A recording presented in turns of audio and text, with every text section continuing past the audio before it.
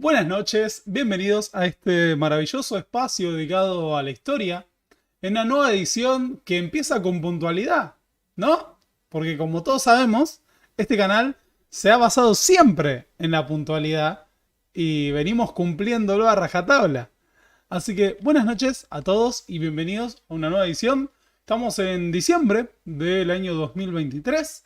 El día de ayer tuvimos una serie de anuncios en materia económica que han tenido mucho impacto en la política argentina. Ahora tengo la duda de si fue ayer o antes de ayer. Porque no, fue ayer, fue claramente ayer. Y bueno, como estamos impregnados de la realidad, vamos a hablar de un tiempo de penurias económicas. Vamos a hablar de un tiempo de planes de estabilización. El día de hoy vamos a hablar del gobierno de Raúl Alfonsín, considerado por muchos el padre de la democracia, el primer presidente de la naciente democracia argentina que siguió al fin de la dictadura. Y va a ir siendo uno de nuestros últimos videos del año. De todas formas, la idea es tratar de producir todo el material posible. La semana pasada tuvimos 2 videos en vivo y la semana que viene vamos a tener un tema que no tiene nada que ver con historia argentina. Pero bueno, sin más preámbulos, acá me preguntan quién sos y qué hiciste con Pablo Borda, porque empezamos muy puntuales. Vamos a lo que nos corresponde el día de hoy, ¿sí? Así que bueno, espero que estén atravesando este momento lo mejor posible. Pam, pam, pam, pam, pam, pam, pam. Alfonsín. En la fotografía de nuestra portada podemos ver a Raúl Alfonsín. A su derecha tiene a el ex dictador Reinaldo Viñone, el último presidente de facto de la historia argentina, el último presidente de un ciclo de dictaduras militares que se prolongó desde 1930. Alfonsín, presidente radical, no solo fue el primer presidente de la democracia que siguió a la dictadura del proceso de organización nacional, sino que tiene el mérito de haber sido el primer presidente en la historia en derrotar en elecciones democráticas abiertas sin prescripciones al peronismo.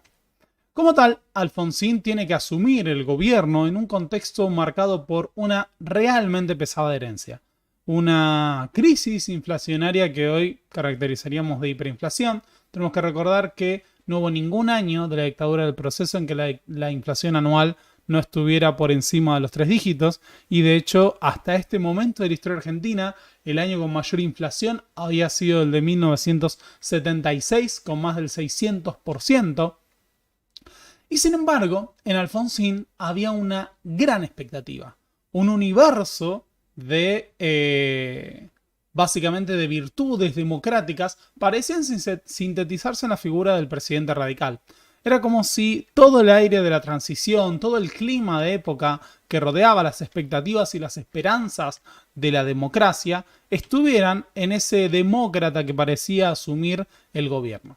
Sin embargo, el rezo laico y la idea de que la democracia iba a tener una fuerza de refundación capaz de transformar la realidad de los argentinos por pura y exclusivamente las virtudes democráticas, iba a chocarse con una dura realidad. El gobierno de Alfonsín estaría marcado por todo tipo de desafíos que incluirían desde el mismo propósito de llevar a juicio a los responsables de los crímenes del terrorismo de Estado, hasta los terribles desafíos de sentar en el propio banco de los acusados a figuras como Jorge Rafael Videla. Hasta podemos mencionar lo que van a ser las penurias económicas, distintos planes de estabilización.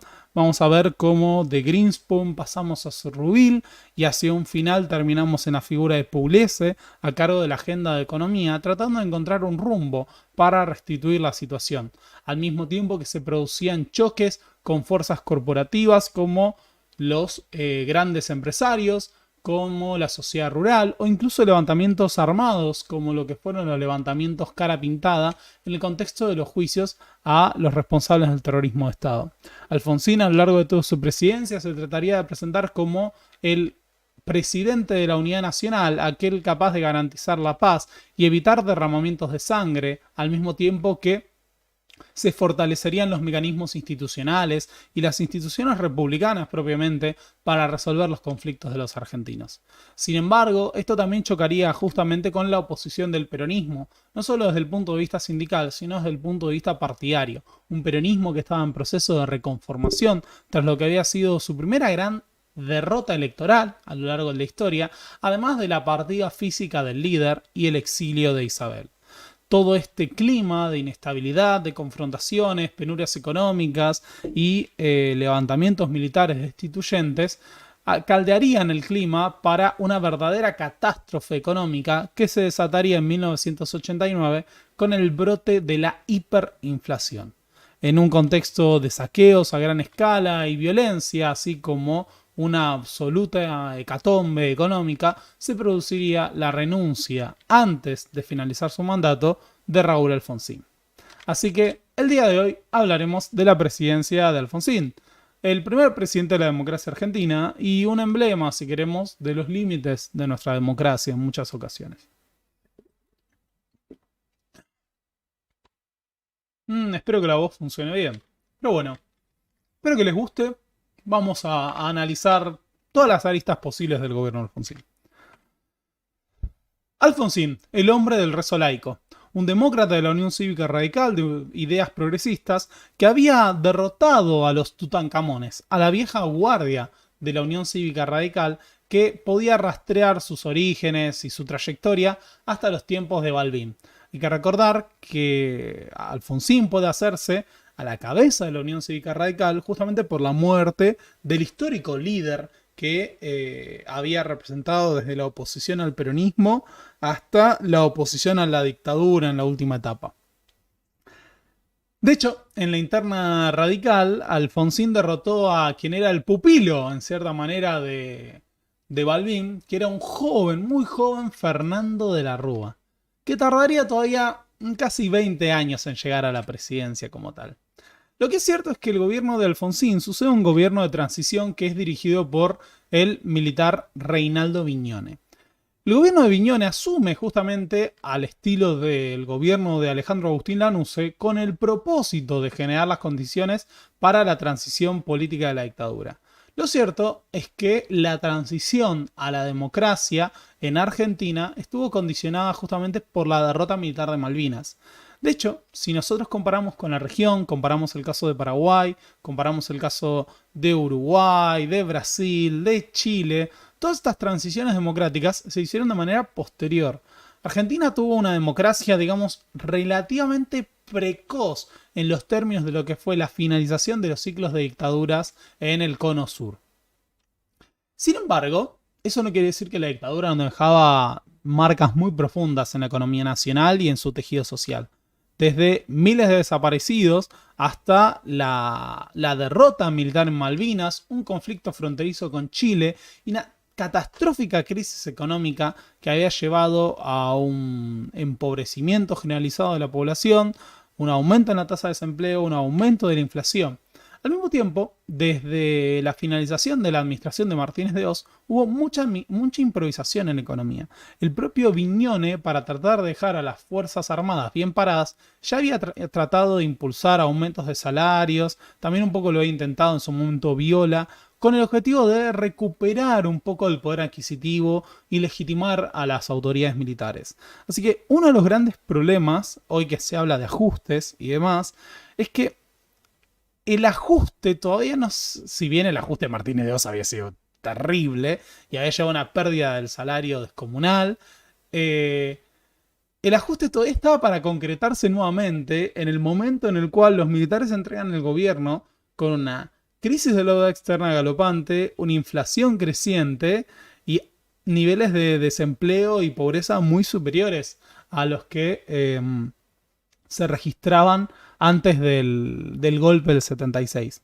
De hecho, en su libro El ciclo de ilusión y desencanto, Gershunov y Laj plantean que la crisis y la recesión que llevan a la pérdida de 10 puntos del PBI con posterioridad al último golpe de Estado en Argentina, son superiores básicamente a todo lo que precede, a todo lo que los separaba de la crisis de la Gran Depresión.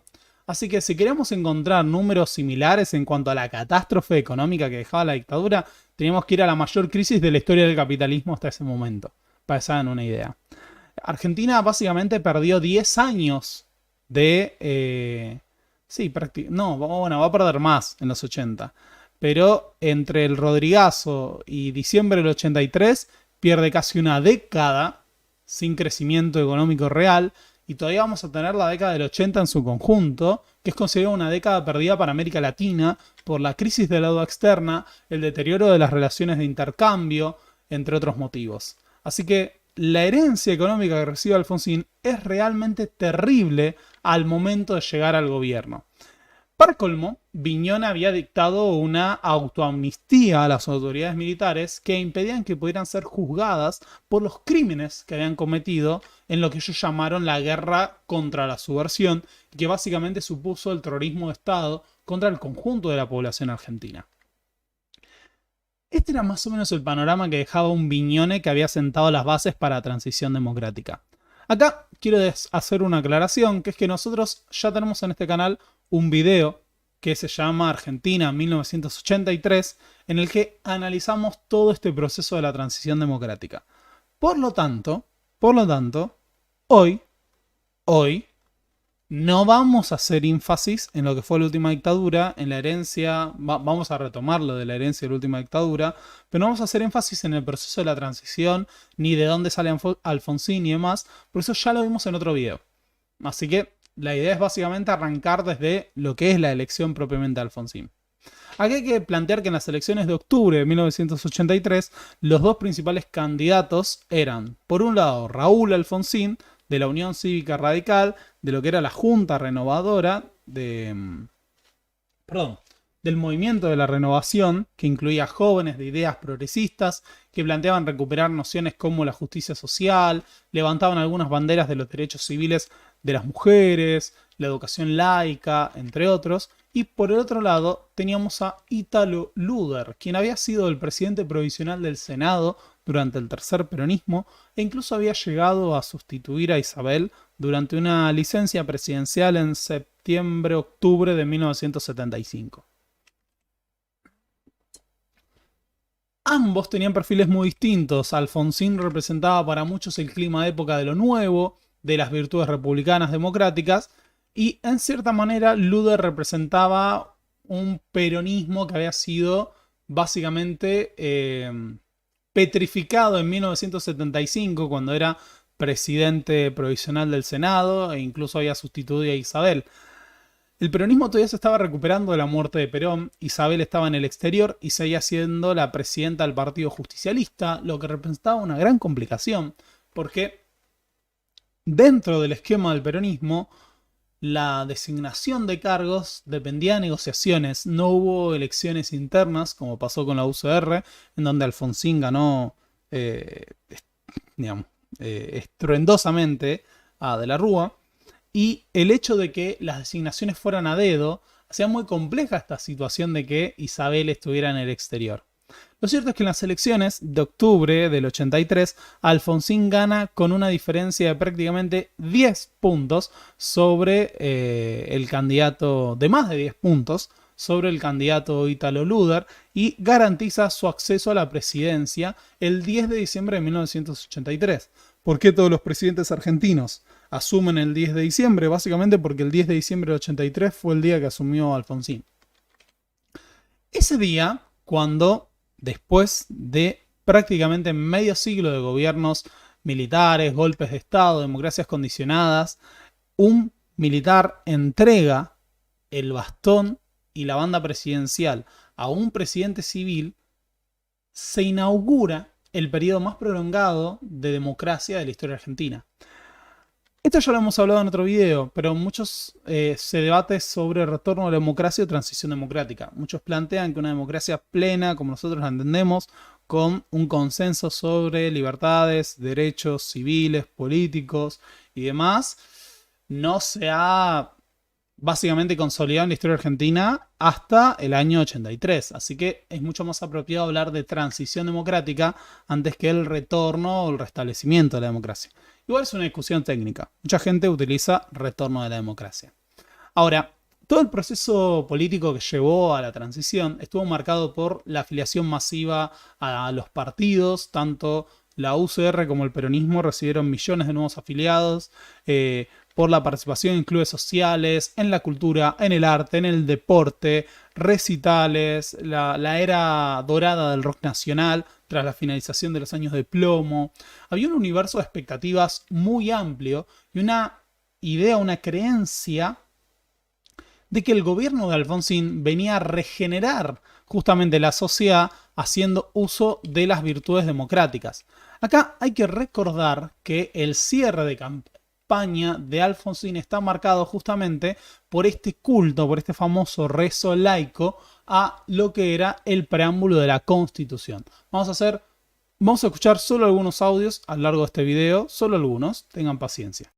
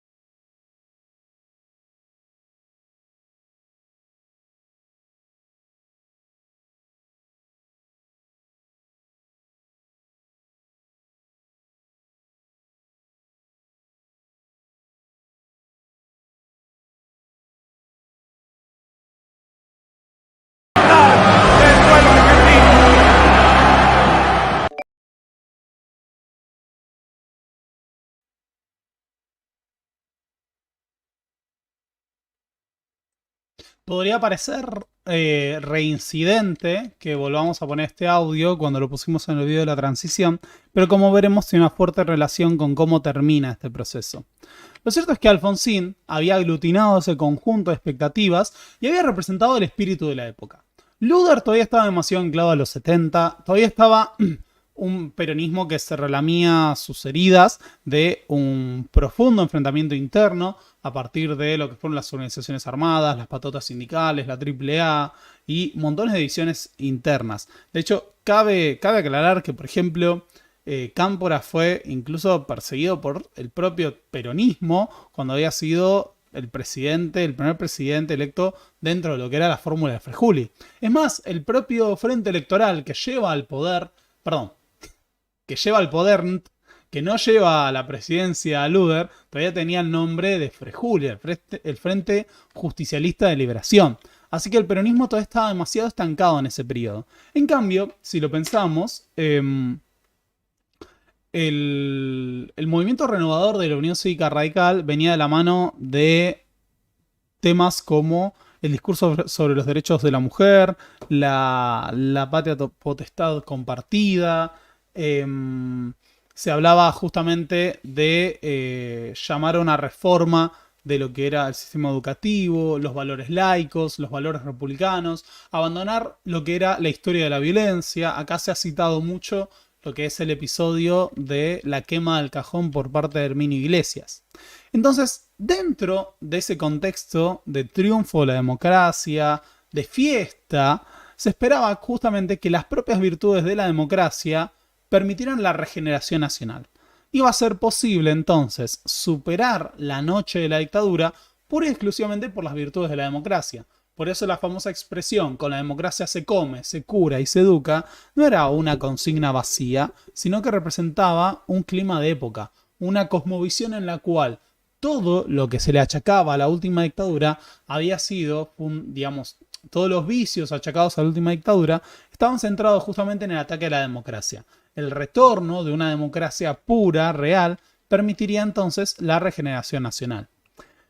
Sin embargo, como todos sabemos, y es prácticamente Vox Populi, el gobierno de Alfonsín estaría marcado por montones de desafíos que harían muy difícil la consolidación de la autoridad presidencial y justamente el cumplimiento de las metas que incluían el desarrollo nacional, finalizar con la crisis económica, impartir la justicia y, entre otras cuestiones, resolver sobre todo el problema de la inflación. Aquí hay que plantear lo siguiente, que es que, como mencionamos anteriormente, la última dictadura tuvo la particularidad de irse derrotada militarmente. Esto le dio mucho menos margen de maniobra a los militares para poder, por ejemplo, negociar cuáles eran los términos de su entrega al poder. Durante mucho tiempo, las autoridades militares habían fantaseado con la posibilidad de poder darse un lugar permanente en el sistema político argentino. Justamente acá está el punto. De lo que se trataba de ahora en adelante era de que las Fuerzas Armadas iban a cogobernar. Sin embargo, no lograron ese objetivo y muy por el contrario, se fueron en un contexto de derrota militar, crisis política, crisis económica. Sin embargo, uno de los grandes problemas que tenía la democracia naciente era cómo legitimarse frente a ese pasado. Por eso ocupó un rol central las violaciones a los derechos humanos cometidos por los representantes del terrorismo de Estado. La democracia venía a legitimarse desde la perspectiva alfonsinista justamente en impartir una justicia que esté por encima de la práctica del exterminio, de la violación a los derechos humanos que había impulsado el gobierno militar. ¿Por qué era importante esto? De hecho, hay una frase de Alfonsín que dice al enemigo, la mejor de las justicias. Porque a los ojos de la opinión pública y también de la historia, la idea era que si se dejaban impunes los crímenes de la última dictadura, no habría una verdadera legitimidad, justicia ni reparación para la naciente democracia. Tenemos que pensar que miles de personas habían sido desaparecidas en campos de concentración y exterminio, había miles de presos políticos torturados, exiliados, se había llevado adelante la apropiación de cientos de bebés y nacidos en cautiverio y de niños en general. Todavía todas esas heridas estaban a flor de piel al momento de la transición democrática. Había un reclamo muy fuerte por parte de la sociedad de que se resolviera dónde estaban los desaparecidos, cuál era la suerte de los niños nacidos en cautiverio, en dónde estaban, entre otras cuestiones. El movimiento por los derechos humanos fue un elemento central de ese destape que supuso la crisis de la última dictadura y el proceso de transición hacia la democracia. Entonces, ¿qué hacer con los militares? Era un tema central y de hecho había ocupado un punto importante de la campaña política de Alfonsín. Uno de los planteos centrales de Alfonsín era justamente que se murió. ¿Sí acá? ¿Escuchan? Funciona, ¿no? Ok. Uno de los planteos centrales de Alfonsín era que parte de su plataforma electoral incluía justamente llevar a juicio a los comandantes de la Junta Militar y a los responsables del terrorismo de Estado. ¿Por qué esto es importante? Porque Alfonsín en su campaña denunció un posible pacto sindical militar propiciado por parte del peronismo para asegurar la gobernabilidad con un programa de impunidad para los militares. Hay que tener en cuenta que no existían antecedentes de una justicia transicional como la que se quería llevar adelante en Argentina. De hecho, en América Latina no hubo este tipo de juicios al finalizar los ciclos de dictadura militar. Lo único similar era justamente el caso de los juicios de Nuremberg. Pese a que los Tacuara le decían el crimen de Nuremberg, ver el video Tacuara para entender este chiste, esta era la única experiencia de una justicia transicional basada justamente en superar un ciclo de crímenes de lesa humanidad a gran escala. ¿Cuál era la gran diferencia entre Nuremberg y lo que iba a ocurrir en Argentina? Que en Nuremberg había un tribunal internacional que se dedicó a someter esto y era de carácter militar. En Argentina, las Fuerzas Armadas seguían teniendo un peso corporativo muy fuerte al finalizar el ciclo de la dictadura, y los juicios que iban a impulsarse iban a ser de carácter civil. Ahora, esto no estaba del todo determinado al momento de asumir Alfonsín. ¿Cuál es el gran problema con los crímenes de lesa humanidad y cómo funcionaba la justicia en Argentina hasta este momento? Se suponía que las Fuerzas Armadas quedaban bajo lo que era el fuero militar y que por lo tanto debían ser juzgadas, o esperaban ellas corporativamente, por los tribunales de la justicia militar. Esto es importante porque el Tribunal Superior de Guerra en Argentina va a plantear corporativamente la defensa de sus camaradas de armas. Y si no, por lo menos su preservación y su legitimidad frente a lo que quiera hacer Alfonsín. Tenemos que recordar que un decreto presidencial de Viñone había establecido la autoamnistía y que para poder empezar un ciclo de juicios contra estas personas, por lo pronto había que justamente derogar ese decreto. Ahora, ¿cuál sería el alcance una vez que derogamos el decreto? Bueno, acá hay un punto que puede sonar controversial, pero así como había ocurrido en Nuremberg, Alfonsín era partidario de una justicia limitada. ¿Qué quería decir esto? Que básicamente había que hilar fino entre la disciplina de las Fuerzas Armadas y el reclamo de justicia. El planteo era poder separar a los principales responsables del terrorismo de Estado y legitimar el nuevo orden democrático con el apoyo de los militares que estaban menos implicados o no estaban implicados. Y evitar justamente un ataque generalizado a la corporación militar que pudiera provocar levantamientos o golpes de Estado que pongan en entredicho la naciente democracia. Uno puede escuchar esto y puede sonarle impunidad, pero lo cierto es que no había antecedentes de otra cosa, y esto es un poco lo que se había hecho en Nuremberg. Ojo con esto, en Nuremberg no es que agarraron a todos los responsables de los crímenes de los nazis y los enjuiciaron. No, lo que hicieron fue una serie de condenas ejemplares muy visibles de los máximos responsables. El esquema en el que había pensado Alfonsín originalmente era un esquema muy parecido a este.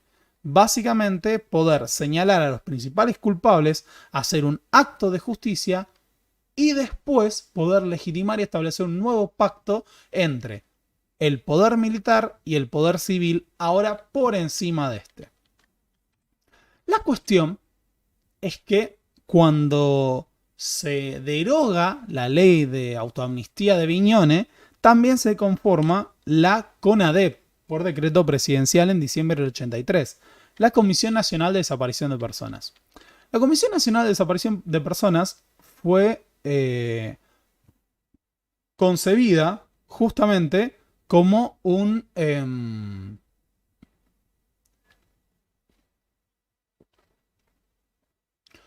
colectivo de notables encargados de investigar las violaciones a los derechos humanos en Argentina.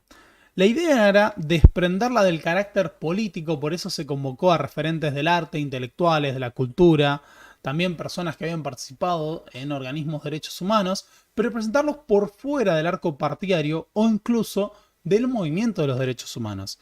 Desde los orígenes va a haber diálogos entre el movimiento de los derechos humanos y la figura de Alfonsín, pero también numerosos roces, porque justamente cuando se empieza a plantear la búsqueda de información y se le pide a los derechos humanos que entreguen listas y todos los datos que tengan, el planteo de figuras como Eve de Bonafini era que la información la tenían que entregar los propios militares y que era revictimizar, obligar a los familiares a dedicarse a recopilar la información, cuando, digamos, todavía estábamos frente a la permanencia de los mismos cuadros militares en las Fuerzas Armadas. El planteo es, son ellos los que deben entregar estas listas, los que deben hacerse cargo y confesar los crímenes.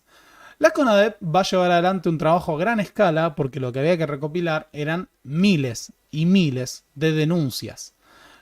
Justamente el informe de la CONADEP dará cuenta de que se trató de un plan sistemático a gran escala de represión y terrorismo de Estado que afectó al conjunto del pueblo nacional, del pueblo argentino.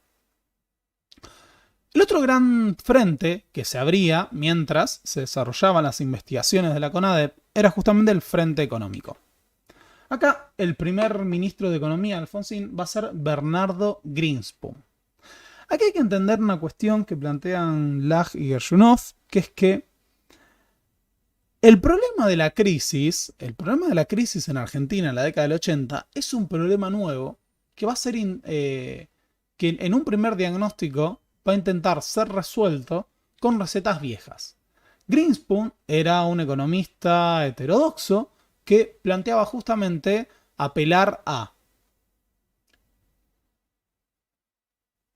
una serie de subsidios, protecciones, lo que hoy en día llamaríamos asistencia social, para volver a impulsar a la industria, asegurar crecimiento económico, recuperación del salario. Sin embargo, las condiciones de Argentina estaban muy distintas a las de 1975.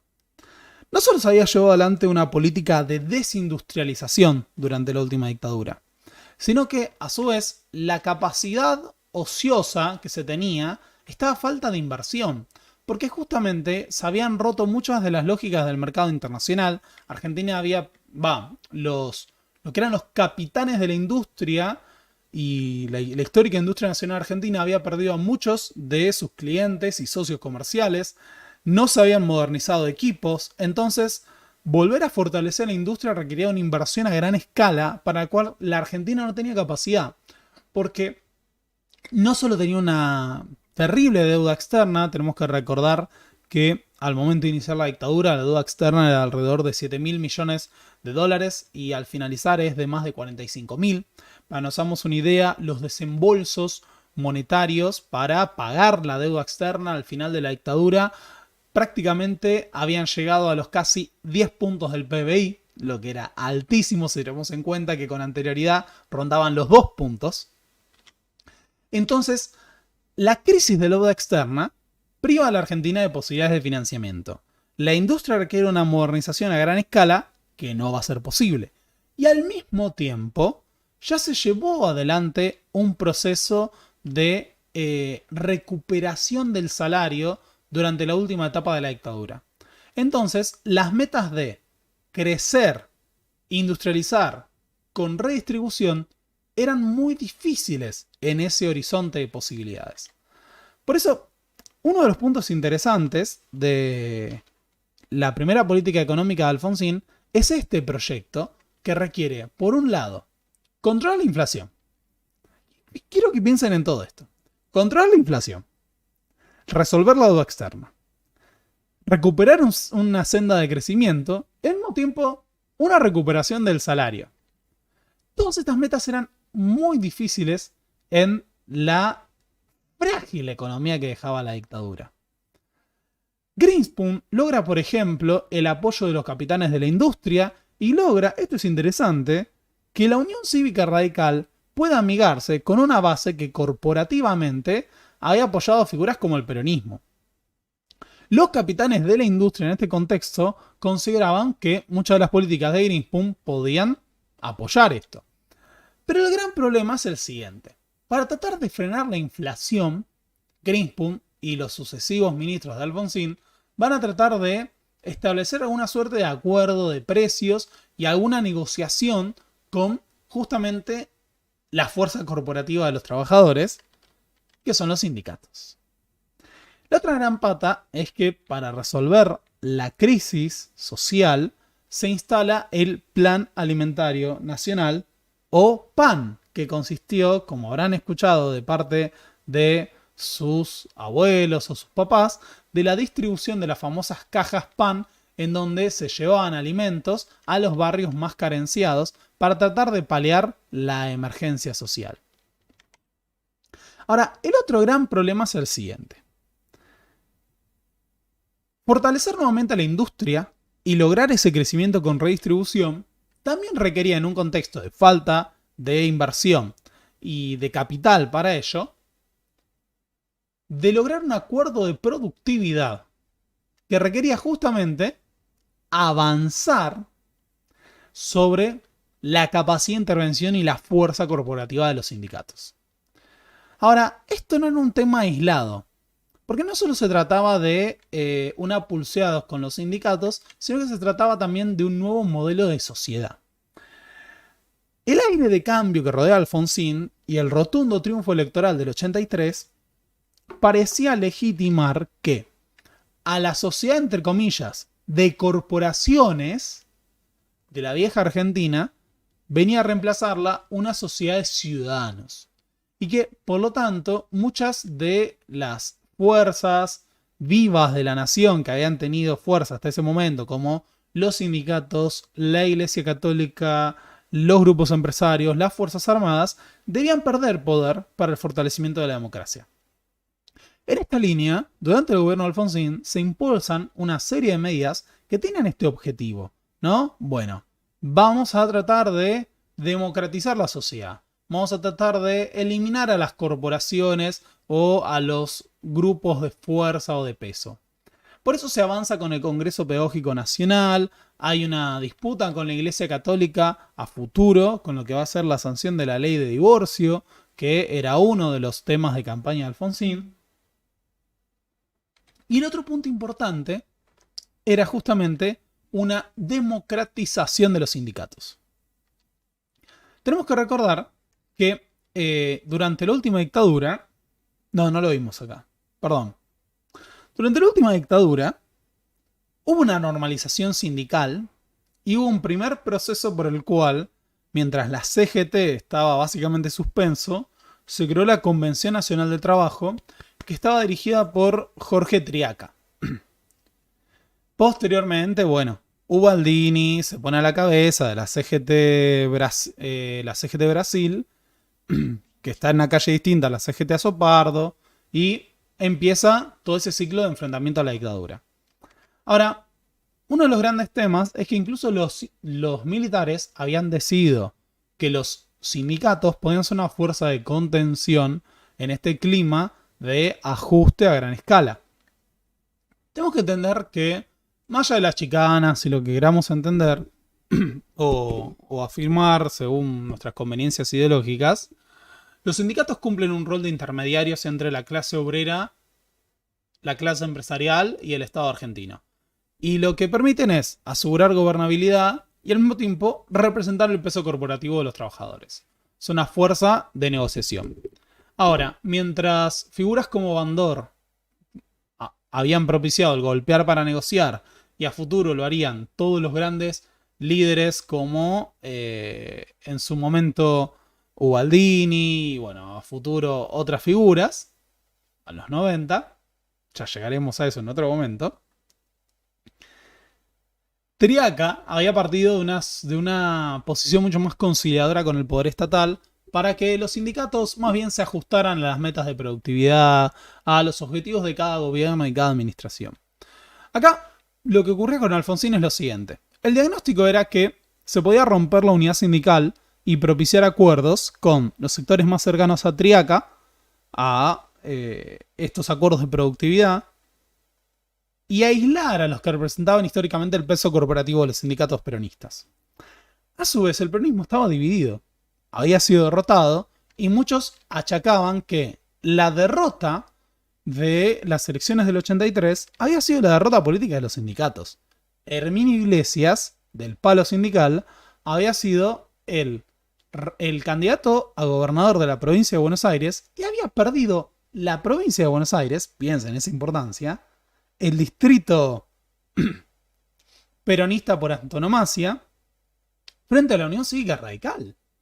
O sea que había un aire de creer que los sindicatos estaban en retirada. Y Alfonsín y su gobierno van a impulsar esto y el ministro Mucci de Trabajo impulsa la ley Mucci con el objetivo de democratizar los sindicatos, quitarles poder y recursos y avanzar contra los dirigentes peronistas. El problema que tiene Mucci es que, pese a esas fragmentaciones, no tengo voz. No sé por qué. Vamos a ver cómo podemos hacer esto. Denme una pausa. Denme un momento.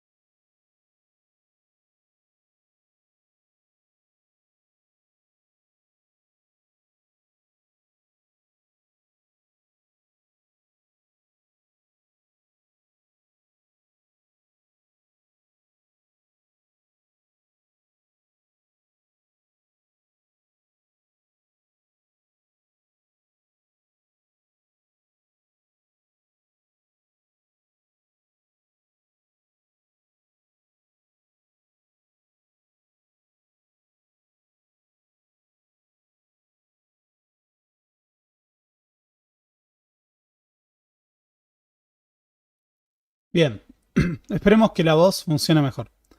El problema que tiene Mucci es que, pese a lo que se considera de la división del movimiento sindical peronista, a lo largo de los siguientes años va a haber un proceso de reunificación. Tenemos que recordar que desde la dictadura el sindicalismo peronista está en pie de lucha. Habían protagonizado las distintas marchas y movilizaciones, huelgas desde 1978, con cada vez mayor convocatoria, y bajo el liderazgo de Saúl Ubaldini, el histórico dirigente sindical cervecero, habían logrado una conducción combativa. Ahora, en los próximos años, esa división entre la CGT Brasil y la CGT Azopardo se va a terminar, y de la mano de Ubaldini vamos a volver a tener una CGT unificada en manos del peronismo. Además, pese a lo que esperaba el gobierno radical, no se va a romper una unidad del peronismo partido y el peronismo sindical, sino que al contrario, progresivamente se va a avanzar hacia una conciliación, que igual no es automática, es un proceso de años. Vamos a ver que el peronismo tiene un proceso de recomposición. Ahora, a pesar de ello, en el Parlamento, los representantes peronistas no van a lograr fortalecer a la figura de... Perdón. No van a lograr... No, perdón. Quería decir algo más, casi me olvidé. Cuando Alfonsín plantea su política de justicia contra las Fuerzas Armadas, plantea una reforma del Código de Justicia Militar. Esta reforma del Código de Justicia Militar establecía, entre otras cuestiones, que los crímenes de lesa humanidad iban a ser juzgados por el tribunal, el Consejo Superior de Justicia de las Fuerzas Armadas. Pero, que el fallo que tenga la justicia militar iba a estar condicionado a una revisión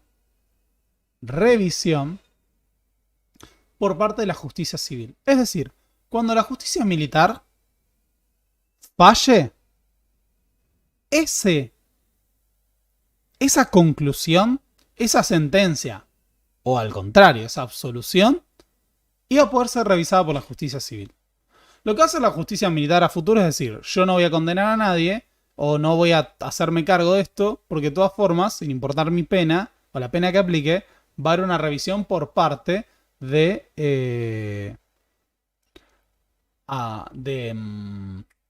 la justicia civil. Ahora, una parte del peronismo se oponía a esto. Sin embargo, en el Parlamento, Alfonsín logró aprobar esto gracias al voto del Movimiento Popular Neuquino, que ya tenía en esta época el control de la provincia de Neuquén. ¿Por qué remarco esto? Porque Alfonsín esperaba que en el Congreso la famosa Ley Mucci pudiera ser aprobada, de la mano de algunos apoyos. Y sin embargo, ese peronismo dividido logró presentar un frente de batalla en ambos planos. Desde el punto de vista sindical, Ubaldini va a protagonizar un plan de lucha que se va a prolongar a lo largo de todo el gobierno, una serie de planes de lucha que se prolongan todo el gobierno de Alfonsín y que van a llevar a que haya 13 paros generales contra este gobierno. Esos paros generales van a representar un duro desafío y acá, nada, vamos a tener que escuchar un canto histórico que si hay un momento para escucharlo es ahora y no puedo creer que no lo haya hecho antes. Lo estoy googleando porque se los quiero poner y si no, nos lo vamos a perder. Pero para muchos de los dirigentes sindicales, lo que había adelante era el fantasma de la Revolución Libertadora. Porque Alfonsín venía a superar el corporativismo o el poder del peronismo. ¿Y qué es lo que plantean los sindicatos peronistas? Acabamos de salir derrotados, venimos del terrorismo de Estado, lo que quieren hacer es terminar con el peronismo. Estos son los gorilas de la Libertadora que volvieron al poder. Entonces hay que resistir.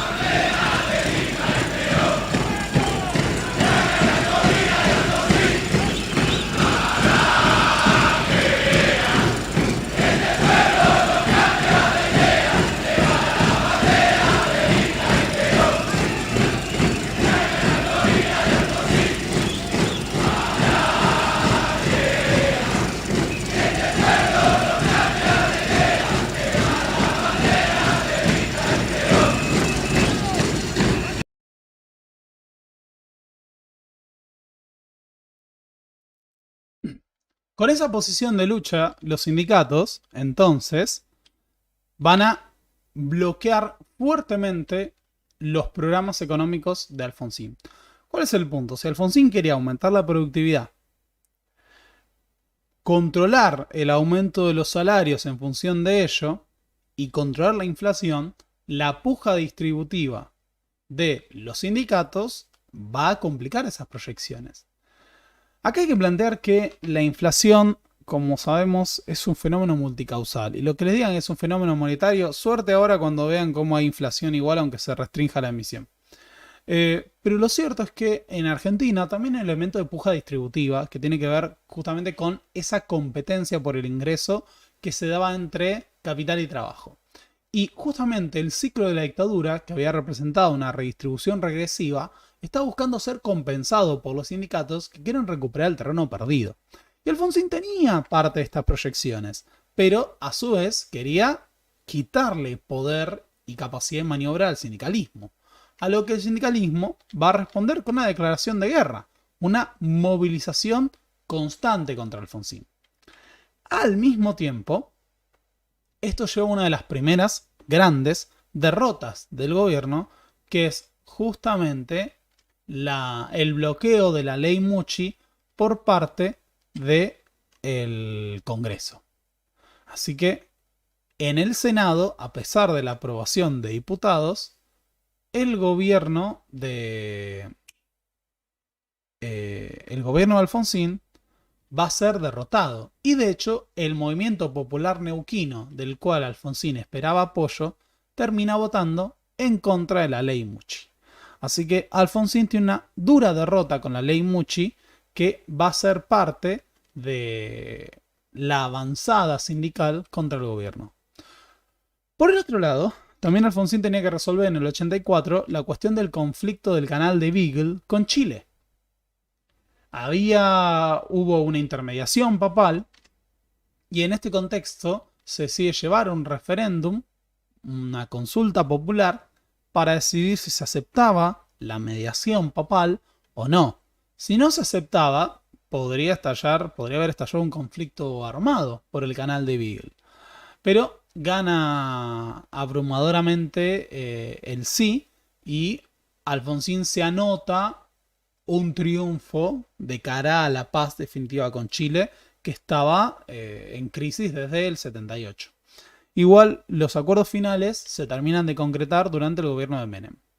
El otro gran problema es que en el 84 se entrega el informe final de la CONADEP, que va a tener a su vez la forma de un libro que va a ser el libro Nunca Más, que se leerá a gran escala dentro de la población argentina y será un símbolo de un clima de época. No solo la teoría de los dos demonios, por ese famoso prólogo original, sino también por la denuncia a las terribles violaciones a los derechos humanos. El problema con el informe de la CONADEP y con todo el clima de denuncias y de búsqueda de justicia frente a lo que fue el terrorismo de Estado, es que de repente toma notoriedad la escala de la represión y la brutalidad. Y la expectativa de una justicia limitada ahora era mucho menos atractiva, porque iba a ser muy legítima para el conjunto de la población que haya una justicia, digamos, moderada frente a los terribles hechos que se cometieron. Cuando Alfonsín lleva adelante la reforma del Código de Justicia Militar, establece que el principio de obediencia debida se aplicaría excepto para los actos atroces y aberrantes que representaban justamente los crímenes más terribles. Ahora,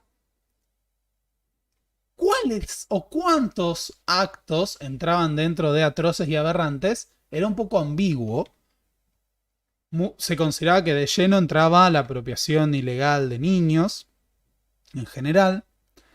Pero el punto es que Alfonsín deja una carta a la ambigüedad para poder enjuiciar a todos los militares posibles. El punto es, si la justicia no va a ser limitada, ¿qué tan ilimitada puede ser?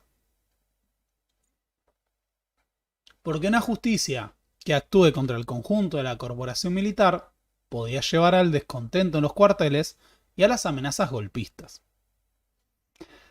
Por eso, la notoriedad que asume la entrega por parte de Ernesto Sábato del informe final de la CONADEP es muy importante. Porque ahora que se conoce la escala de la represión y el plan sistemático a nivel nacional, es muy difícil establecer una justicia limitada para los militares. Habrá que avanzar contra el conjunto de ellos. Sin embargo, el primer juicio, y acá está el punto, va a ser contra los integrantes de las 3 juntas militares. Ojo, de la misma forma, esto es importante porque es parte del clima de la teoría de los 2 demonios, también se lleva a juicio a las cúpulas guerrilleras. Es decir, a los máximos comandantes del ERP y montoneros. ¿Por qué se lleva a juicio a las juntas o por qué las juntas pasan a los tribunales civiles? Porque hay que recordar que la reforma del Código de Justicia Militar establecida por Alfonsín permitía que la justicia civil apelara a los fallos de la justicia militar. ¿Qué hace la justicia militar? Dice, bueno, yo no me voy a hacer cargo de juzgar a mis camaradas de armas frente a la posibilidad de que de todas formas mi fallo sea revisado por otro más. Así que la justicia militar dice, acá no se cometieron crímenes, se ganó una guerra, y va a tener que ser directamente la justicia civil la que lleve adelante el juicio contra los miembros de la Junta. Así, en 1985 se va a juzgar a los 9 miembros de las 3 primeras juntas militares. Recordemos que históricamente estaban integrados por Ejército, Marina y Fuerza Aérea. Los fiscales encargados van a ser justamente... ¿por qué me pasó esto? Es trasera y siempre me pasa esto. Molina Campos o Molina Ocampo u Ocampo. ¿Por qué digo Molina Campos si me acaba de ocurrir un furcio? Porque hay un artista que es Molina Campos, si no me equivoco, y siempre me confundo con el nombre del fiscal de la causa. Después no googleen qué cosas hizo con el tema de derechos humanos en América Latina. Lo cierto es que el juicio de las juntas, a lo largo del año de 1985, va a captar gran parte de la atención y en medio de la derrota de lo que fue el proyecto de la ley Mucci, el avance de los sindicatos peronistas y también las pruebas de que había un claro límite al proyecto económico de Bernardo Greenspun, el juicio va a ser uno de los principales ejes para legitimar al gobierno de Alfonsín. Si no se podían lograr las conquistas económicas, si no se podía lograr avanzar contra el peronismo, lo que va a ocurrir ahora es que, en base a conseguir justicia frente a los crímenes del terrorismo de Estado, vamos a tener el fundamento de legitimidad para el conjunto de la democracia y la nueva democracia argentina, pero sobre todo para el gobierno de Alfonsín. Si había sido electo con esta meta, al menos tenía que poder llevar a juicio a las Fuerzas Armadas. Así se va a desarrollar a lo largo de todo el año de 1985 un prolongado juicio que va a estar marcado justamente por los terribles testimonios y las pruebas de las atrocidades que cometieron los militares. Estas atrocidades van a incluir justamente secuestro, torturas con todos los métodos que se puedan imaginar, claramente a picana eléctrica, submarinos, mutilaciones, violaciones, apropiaciones de hijos, de bebés recién nacidos, bueno, sometimiento a la esclavitud, todo tipo de humillaciones, vejaciones, torturas básicamente por placer, y la metodología de la desaparición de personas, ya sea a través de los vuelos de la muerte, fosas comunes, dinamitar los cuerpos, incinerarlos, entre otros. De hecho, a medida que se fue desarrollando la investigación de la CONADEP, fueron apareciendo masivamente cientos de fosas comunes en todo el país que hicieron cada vez más visible la magnitud de la represión. Los testimonios recorrieron al conjunto de la sociedad a pesar de las voces apologistas que se levantaban en programas como el de Bernardo Neustadt. Esos juicios van a ser una confrontación directa, justamente, entre víctimas y victimarios. Y no estuvieron exentos de todo tipo de amenazas. Se llevaron adelante ataques contra locales de la Unión Cívica Radical, se llevaron adelante ataques contra locales de organismos de derechos humanos, amenazas constantes a miembros de la justicia, a víctimas, a familiares de los mismos. Pero tenemos que recordar que hubo una constante puja entre el movimiento de los derechos humanos y la propia figura de Alfonsín por el alcance de los juicios y la importancia de la necesidad de que los propios militares arrojen pruebas y reconozcan su culpabilidad. También como parte de este clima de época salió la película La Historia Oficial. La Historia Oficial, que va a ganar el Oscar a Mejor Película Extranjera, fue una representación de ese clima de la sociedad argentina, entre comillas, encontrándose con la brutalidad de la represión.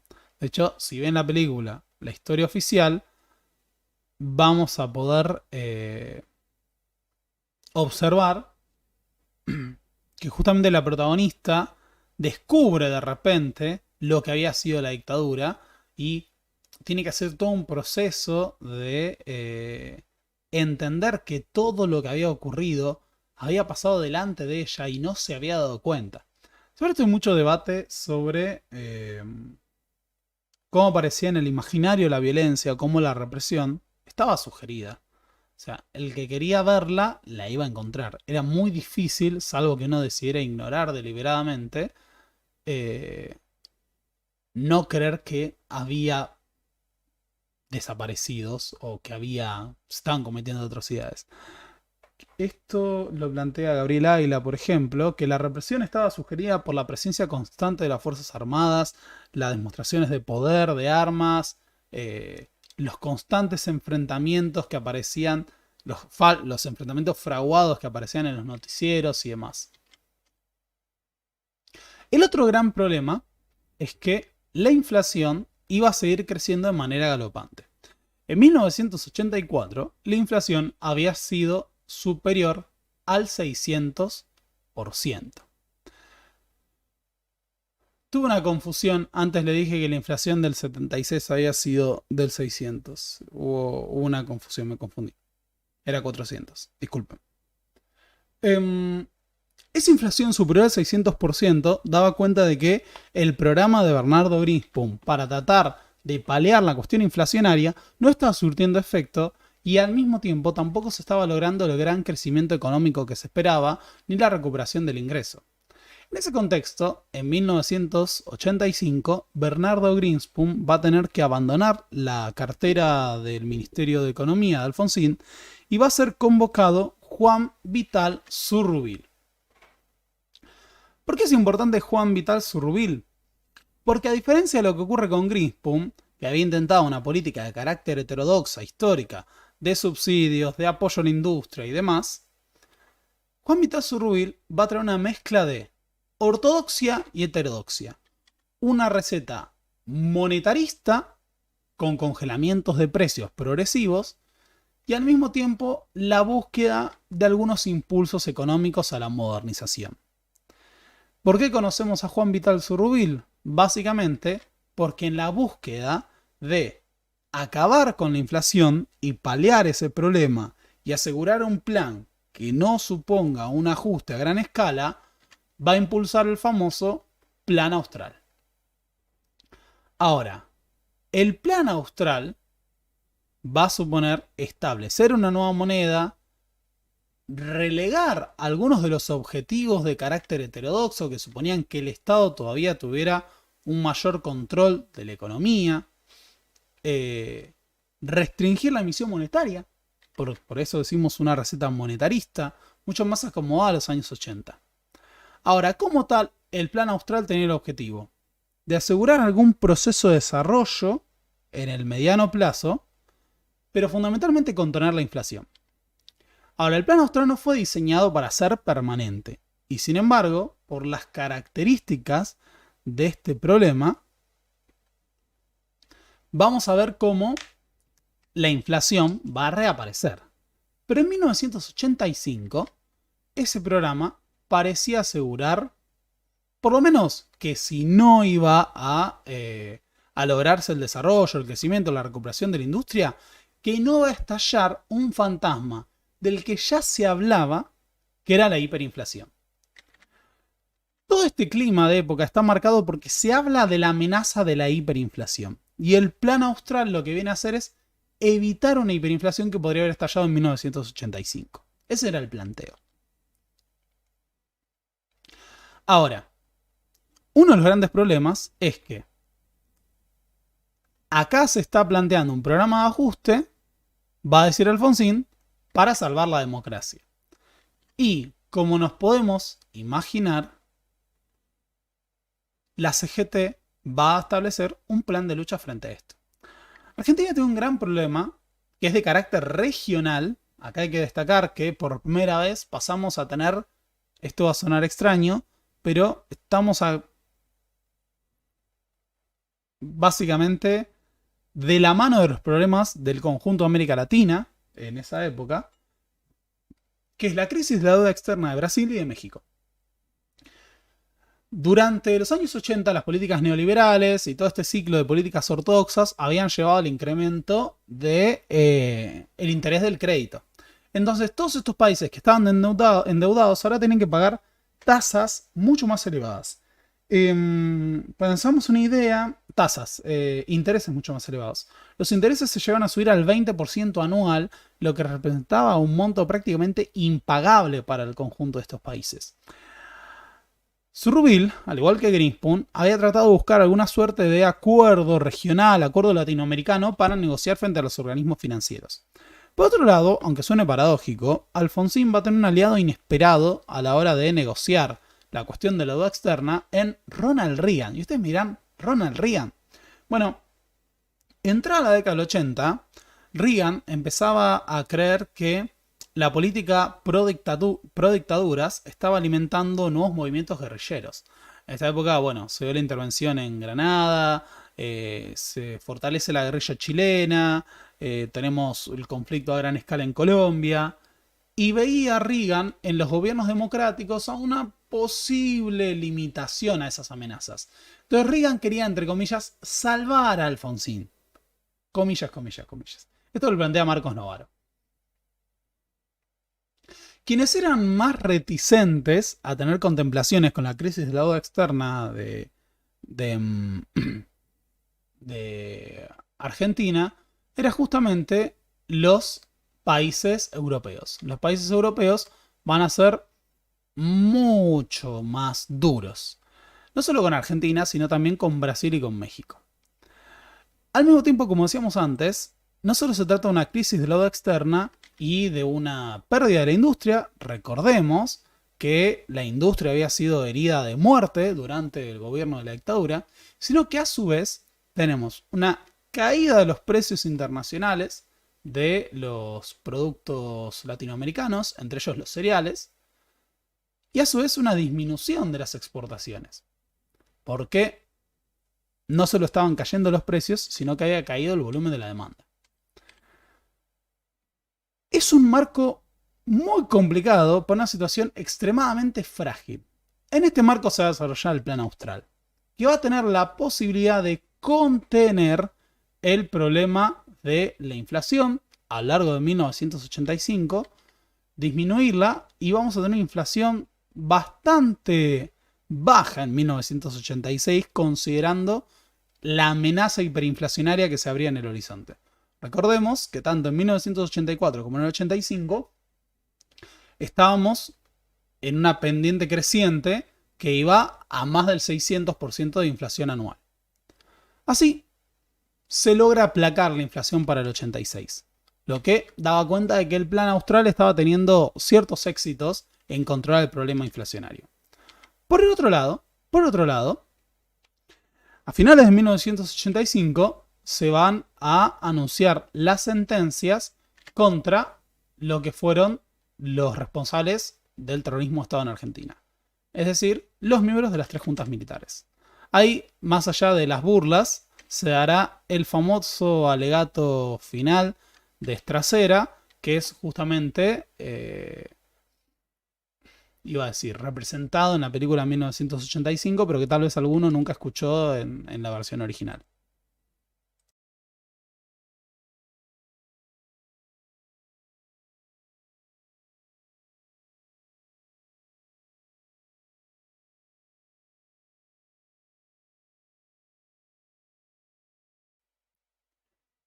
Y bueno, no lo había separado, pensé que lo había hecho y no. Pero bueno, como habrán escuchado alguna vez, Estracera dice, no, renuncio a cualquier pretensión de originalidad con esto y quiero hacer mía una frase que no me pertenece porque pertenece a todo el pueblo argentino, señores jueces, nunca más.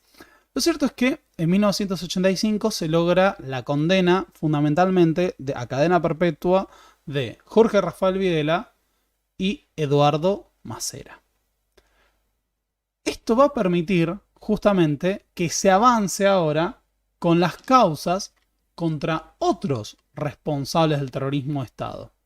Porque el gran punto ahora es, si la justicia no va a ser una justicia limitada, ¿cuánto más podemos llevar a juicio a los militares? A pesar de que se logran penas más bajas para figuras como Anaya o Galtieri, perdón, a Galtieri lo van a volver a enjuiciar por Malvinas.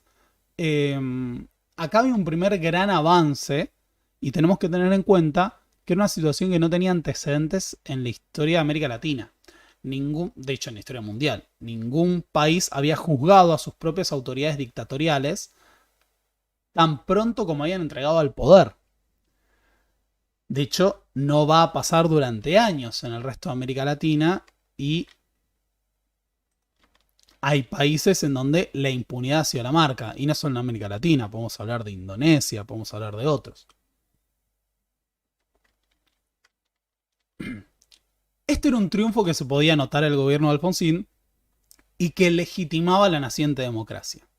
Es en este clima, a su vez, de avance de la justicia, de avances del Plan Austral, que se llevan adelante las elecciones de 1985, que eran elecciones legislativas.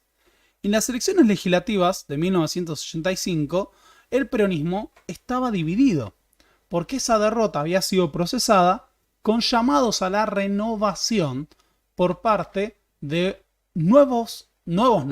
por parte de dirigentes dentro del peronismo que cuestionaban a la ortodoxia y a la dirigencia tradicional.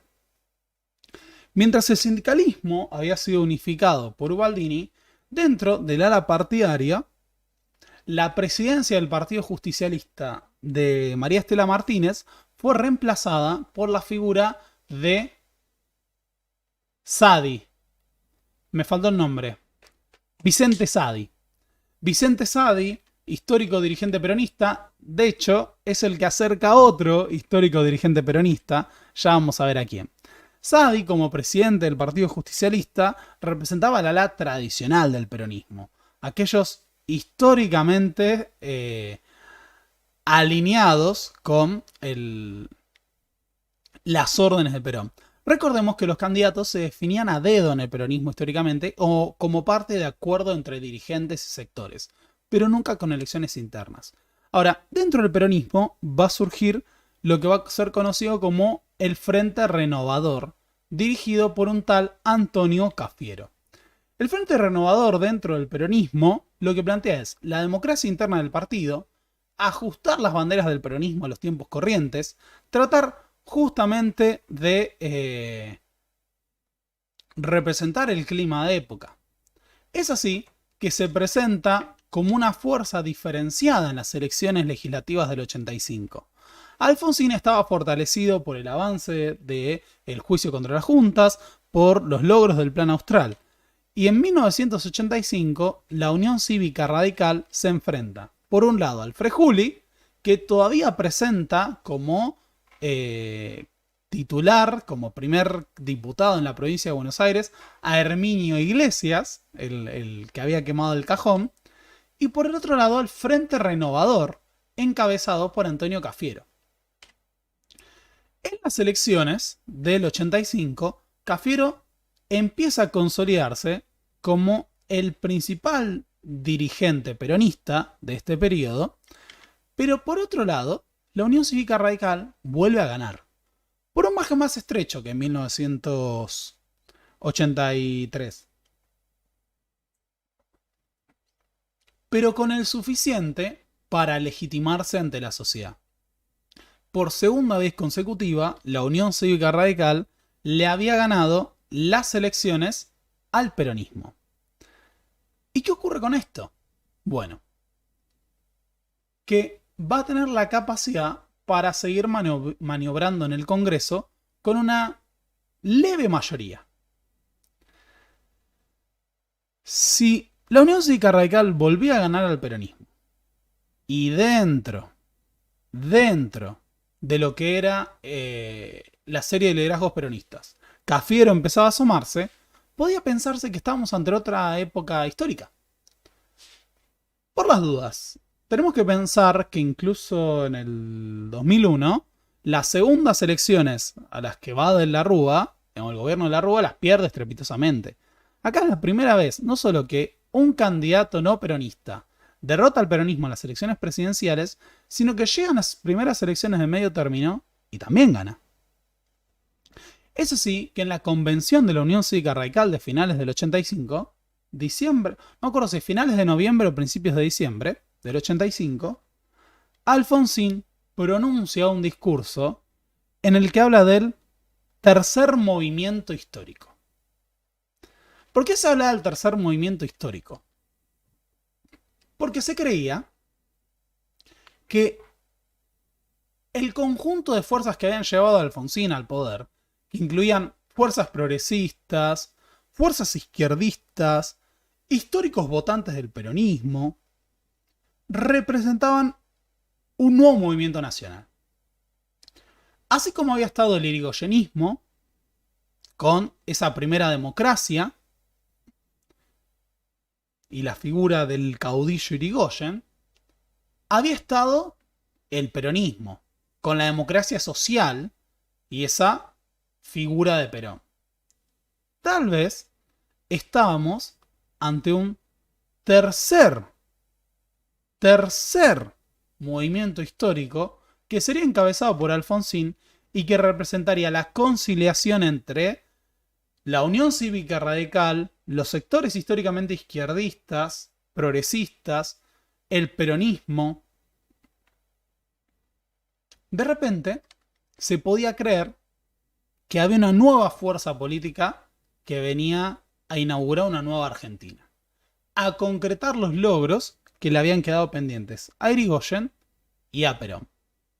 En este contexto del tercer movimiento histórico, incluso Alfonsín anuncia su plan de trasladar la capital nacional de Buenos Aires a Viedma, en Río Negro.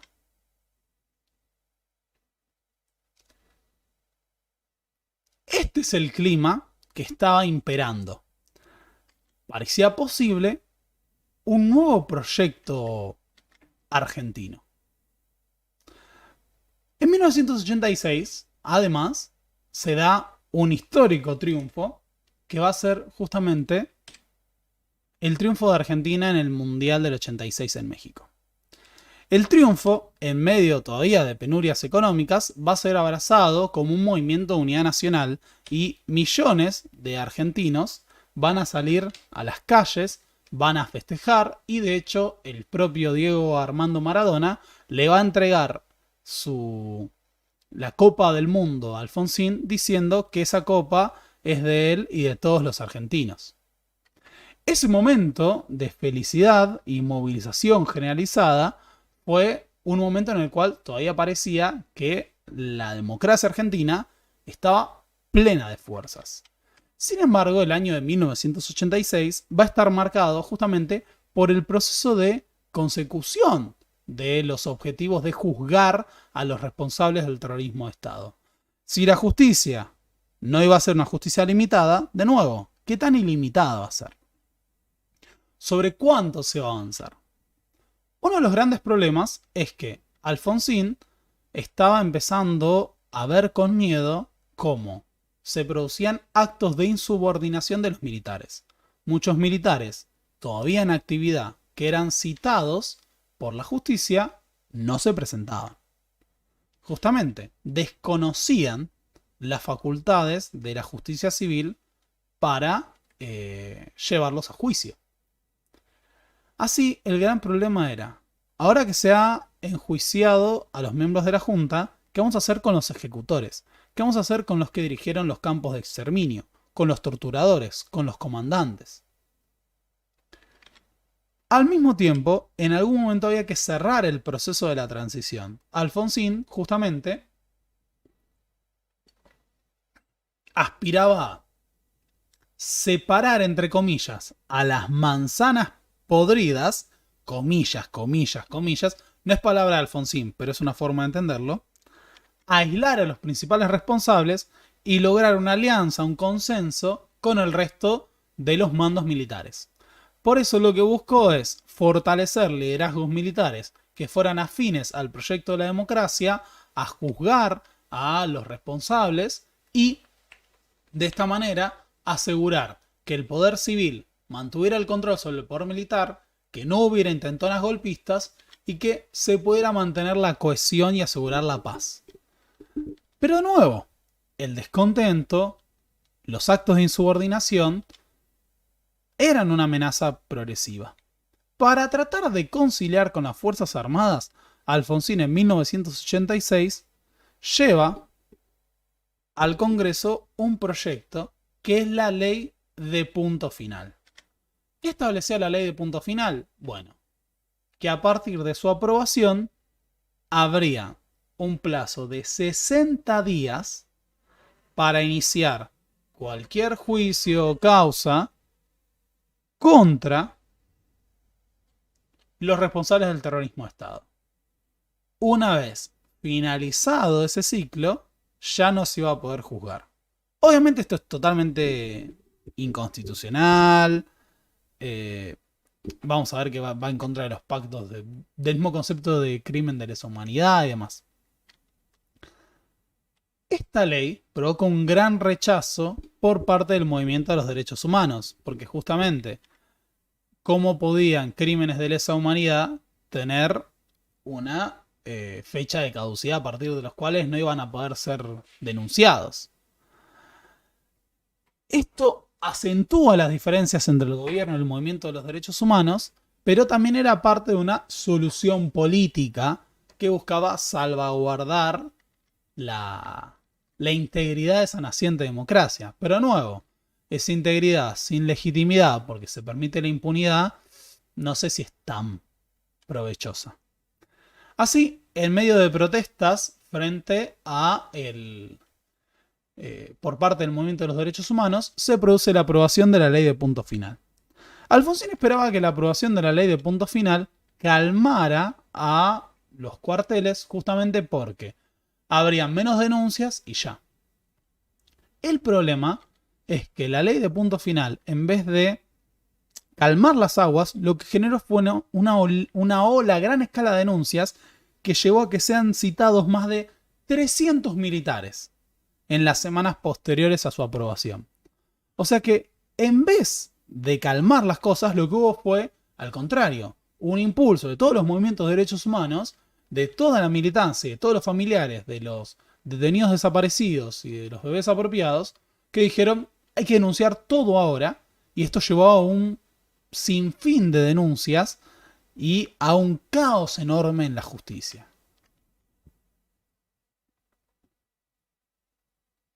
¿Qué hacemos con esto entonces? Bueno, el gran problema es que el descontento militar se va a terminar expresando en la Semana Santa de 1987 con el primer levantamiento cara pintada.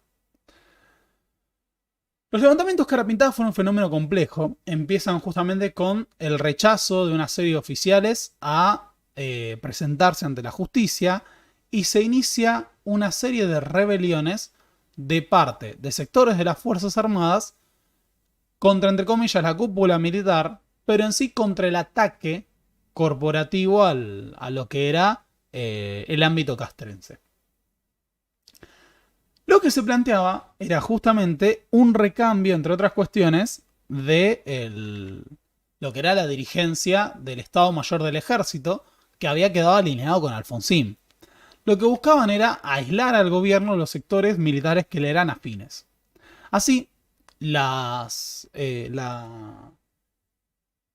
guarnición. La guarnición de Campo de Mayo se subleva dirigida por el coronel. ¿El coronel? Sí, el coronel. Seineldin era coronel. Sí, el coronel Aldo Rico. Y aparecen justamente montones de comandos y efectivos con las caras pintadas con maquillaje de guerra, con pinturas de guerra, para diferenciarse como si estuvieran en plan de combate.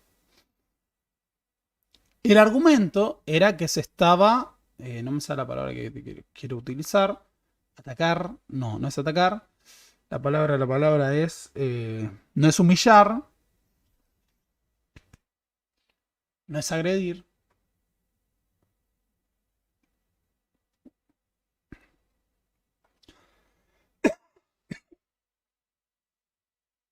no es cuestionar.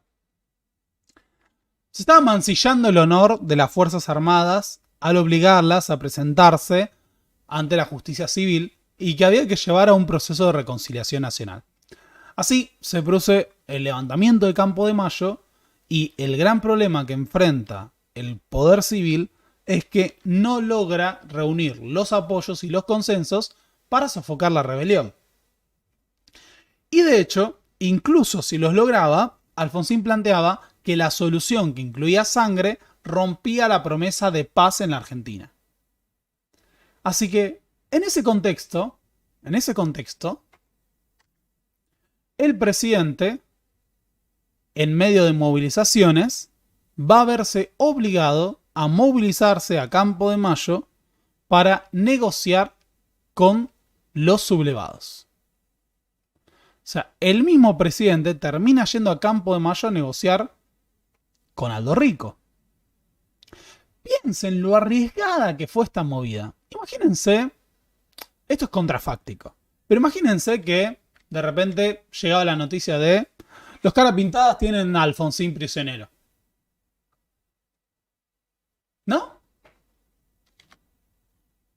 Para muchos, el mismo hecho de que Alfonsín fuera a Campo de Mayo a negociar era un gesto de debilidad. Lo cierto es que al finalizar las negociaciones se presentaban algunos acuerdos para un proyecto que Alfonsín ya tenía en mente y del que vamos a hablar a continuación.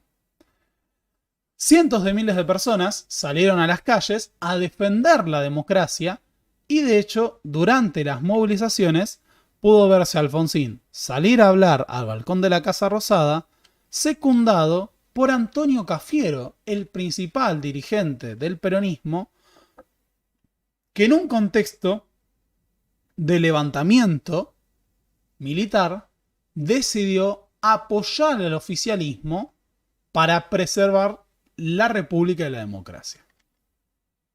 En un gesto, si queremos, de superar las divisiones partidarias. En ese marco, Alfonsín, frente a miles de personas que se habían movilizado en contra del levantamiento militar y en favor de la democracia, da un discurso con una frase histórica.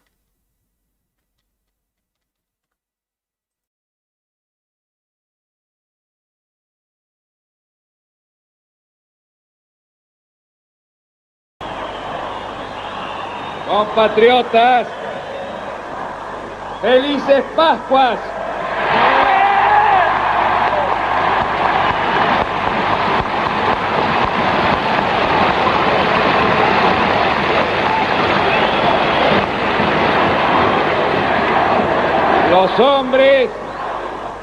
Los hombres amotinados han depuesto su actitud.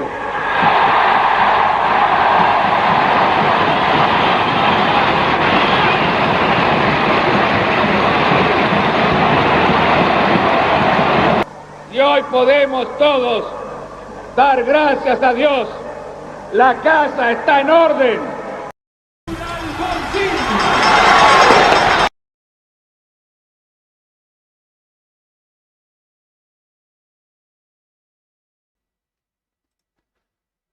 La casa está en orden y no hay sangre en la Argentina.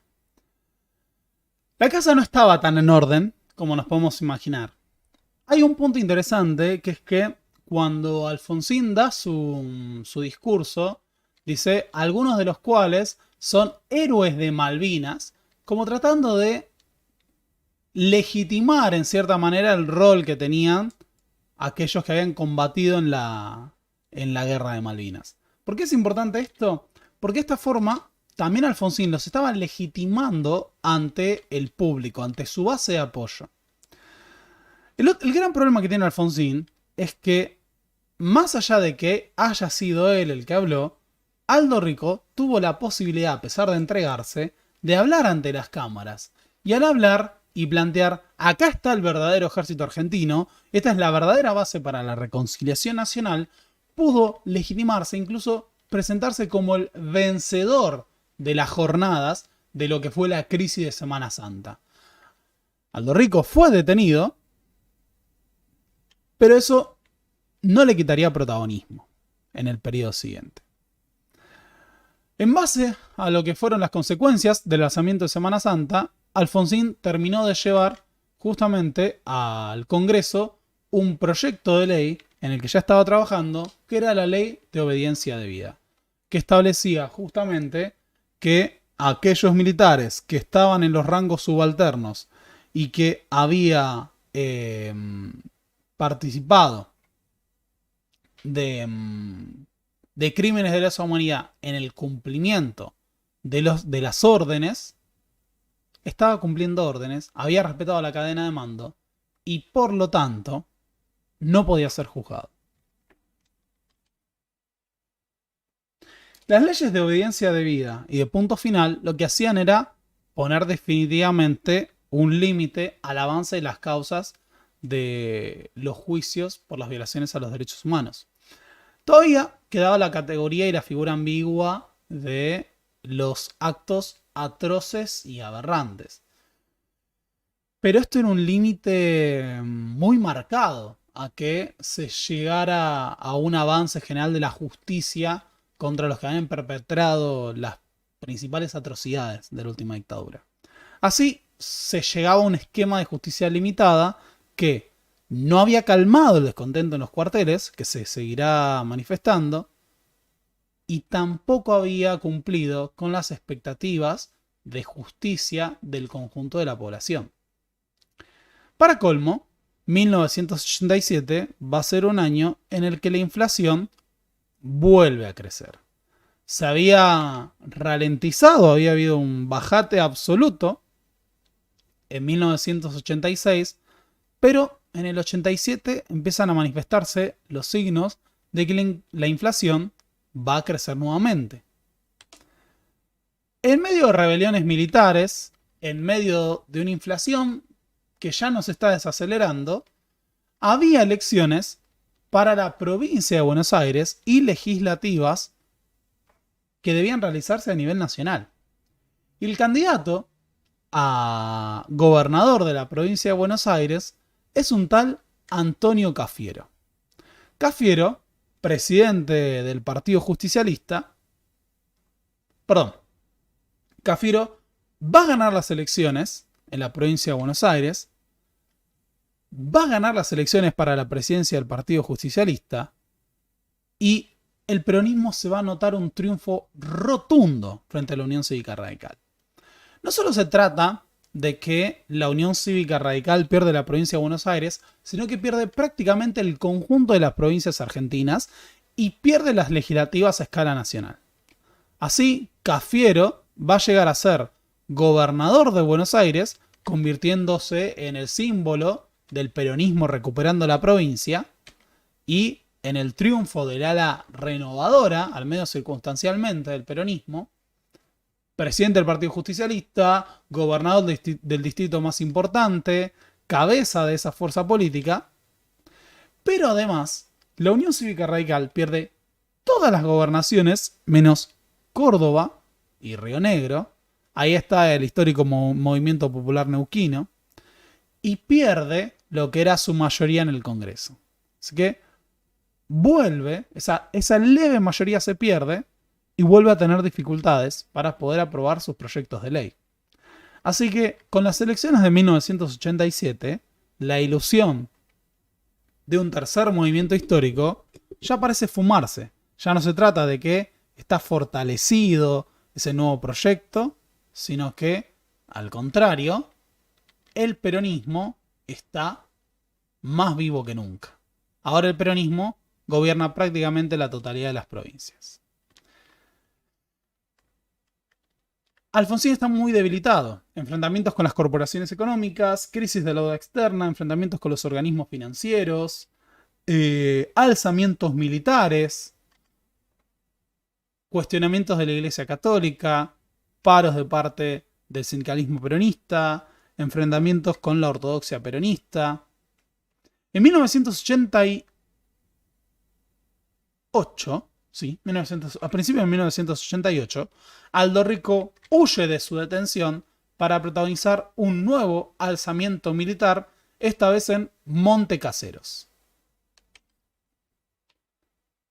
En Monte Caseros se produce un episodio diferenciado, que es que Alfonsín logra movilizar a amplios sectores de las Fuerzas Armadas para reprimir a los sublevados. Así, a pesar de que el movimiento de Aldo Rico tiene algunos apoyos localizados en otros lugares, se logra movilizar a las Fuerzas Armadas, los rebeldes son aislados y Aldo Rico es obligado a rendirse.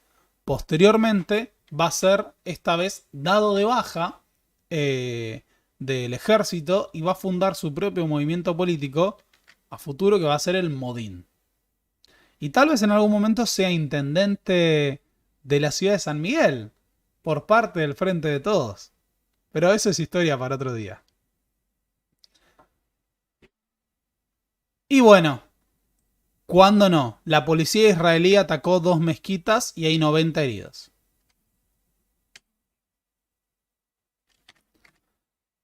Para colmo, en 1988, la inflación sigue creciendo y va a llegar prácticamente al más del 250%, prácticamente el 300%. Con ese crecimiento de la inflación, Juan Vital Zurrubil se ve obligado a implantar otro congelamiento de precios y tratar de estabilizar con un programa económico. Al mismo tiempo, en 1988 aparece un gran problema. El año que viene va a haber elecciones presidenciales. Y hay 2 partidos disputándose esa posible elección. La Unión Cívica Radical y el Partido Justicialista. Dentro de la Unión Cívica Radical, el liderazgo más firme es el de Eduardo Angelos. ¿Quién es Eduardo Angelos? Bueno, es el gobernador de Córdoba. Una de las 2 provincias en las que el radicalismo ha ganado. Angelos se presenta como el hombre de la ortodoxia económica. Viene del sector más conservador de la Unión Cívica Radical y plantea que es necesario un plan de ajuste a gran escala que sea capaz de resolver los problemas económicos que Alfonsín no puede. En su momento, la campaña de Ángelos decía, ahora le toca a la economía, ahora le toca a Ángelos. Y a su vez, Ángelos se paseaba con una tijera roja y a veces con una lapicera roja que justamente simbolizaba que se venía el ajuste que hace falta. Así Ángelos se presentaba como el candidato de la ortodoxia dispuesto a llevar adelante reformas económicas liberales que el gobierno de Alfonsín no se animaba, porque estaba atrapado entre la heterodoxia y la ortodoxia, entre el ajuste y el impulso, la intervención y la liberación. Privatizaciones muy periféricas, desregulaciones, congelamiento de precios, monetarismo económico, impulso a programas sociales, alianza con los capitanes de la industria, retenciones a las exportaciones, con el gran problema de que el campo estaba con términos de intercambio muy perniciosos. Si uno se paraba en 1988 y veía la debilidad de la Unión Cívica Radical en el poder, la crisis económica acuciante, los alzamientos militares y el clima de caos, la movilización de los sindicatos y la fortaleza del liderazgo que había logrado construir Antonio Cafiero como presidente del Partido Justicialista y gobernador de la provincia de Buenos Aires, cualquiera hubiera dicho que estaba claro que Antonio Cafiero iba a ser el próximo presidente de la Argentina. Pero pasó algo en el medio. Apareció otro personaje en el medio. Un personaje de unas prominentes patillas y una gran sonrisa. So you see, that's where the trouble began. That smile. That damn smile. Menem. Carlos Saúl Menem. Y nos pasamos. Y hubo un gran problema. Ya volvemos. Carlos Saúl Menem, gobernador de La Rioja, es el otro gran candidato. ¿Dónde sale Menem? Bueno, Menem nace en una familia riojana de ascendencia sirio-libanesa, como tal. De hecho, justamente era musulmán, de joven, el turco. Se incorpora a la juventud peronista en la década del 50, siendo concreta sus estudios de abogado. Durante la Revolución Libertadora se dedica a defender a presos políticos peronistas. Era muy amigo por parte de su padre de Vicente Sadi, quien lo había acercado al peronismo como tal. Como parte del Frejuli, en 1973, fue electo gobernador de la provincia de La Rioja, cuando Cámpora fue electo presidente. Durante la dictadura del 76, al igual que muchos miembros del gobierno peronista, fue encarcelado, fue preso político, posteriormente fue liberado en tiempos de viola y participó de la conformación de la multipartidaria. De hecho, en las movilizaciones en pos del restablecimiento de la democracia, tenemos ahí a un tal Carlos Saúl Menem. Así, en las elecciones del 83, cuando el peronismo perdió a nivel nacional, Menem ganó la elección de la provincia de La Rioja y fue reelecto gobernador. Es más, en el 87 ganó la reelección. Ahora, lo cierto es que Menem formó parte junto a Cafiero del movimiento de la renovación. parecía justamente defender la idea de democratizar el peronismo, crear nuevos liderazgos, salir de la ortodoxia histórica y demás. El gran problema viene cuando Cafiero se acerca al gobierno de Alfonsín y empieza a plantear la idea de una responsabilidad compartida entre el peronismo y la Unión Cívica Radical por la institucionalidad democrática. ¿Qué es lo que ocurre? Bueno, muchos sectores ortodoxos del peronismo consideraban que esto era socialdemócrata y que no podía haber diálogo con un gobierno de otro signo político. Que el destino del peronismo era justamente enfrentarse al gobierno de Alfonsín, defender a los sindicatos y no coparticipar del gobierno. Al contrario, había que derrotarlo por todos los medios posibles y asegurar el triunfo del peronismo. En ese contexto, justamente, es que Menem cambia su afiliación y pasa a la ortodoxia, oponiéndose a Cafiero. Así, mientras Cafiero representaba el diálogo, representaba el proyecto de alinearse con el gobierno, en el caso de Menem se planteaba la ruptura absoluta, la confrontación y no negociar nada. ¿Cuál es el punto? Menem se presentaba como el verdadero y el auténtico representante del peronismo tradicional. Es más, se mostraba a caballo, con poncho, con chaqueta, con patillas, un gran caudillo, un personaje del siglo XIX. Y acá ocurre algo muy singular, que es que Menem va a contar con apoyo de miembros del gobierno de Alfonsín. ¿Por qué? Porque consideraban que Menem era impresentable. Era un populista, bochornosamente populista, casi caricaturesco, que en unas elecciones presidenciales iba a ser claramente derrotado. En cambio, Cafiero era un tipo de unidad nacional, que podía atraer un votante no peronista, que podía conformar un esquema de gobierno más desarrollado.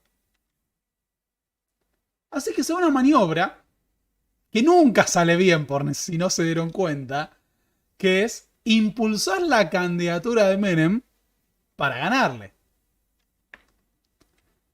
Ahora, la cuestión es la siguiente. Nunca habían ocurrido elecciones internas dentro del peronismo. Y Cafiero era el presidente del Partido Justicialista.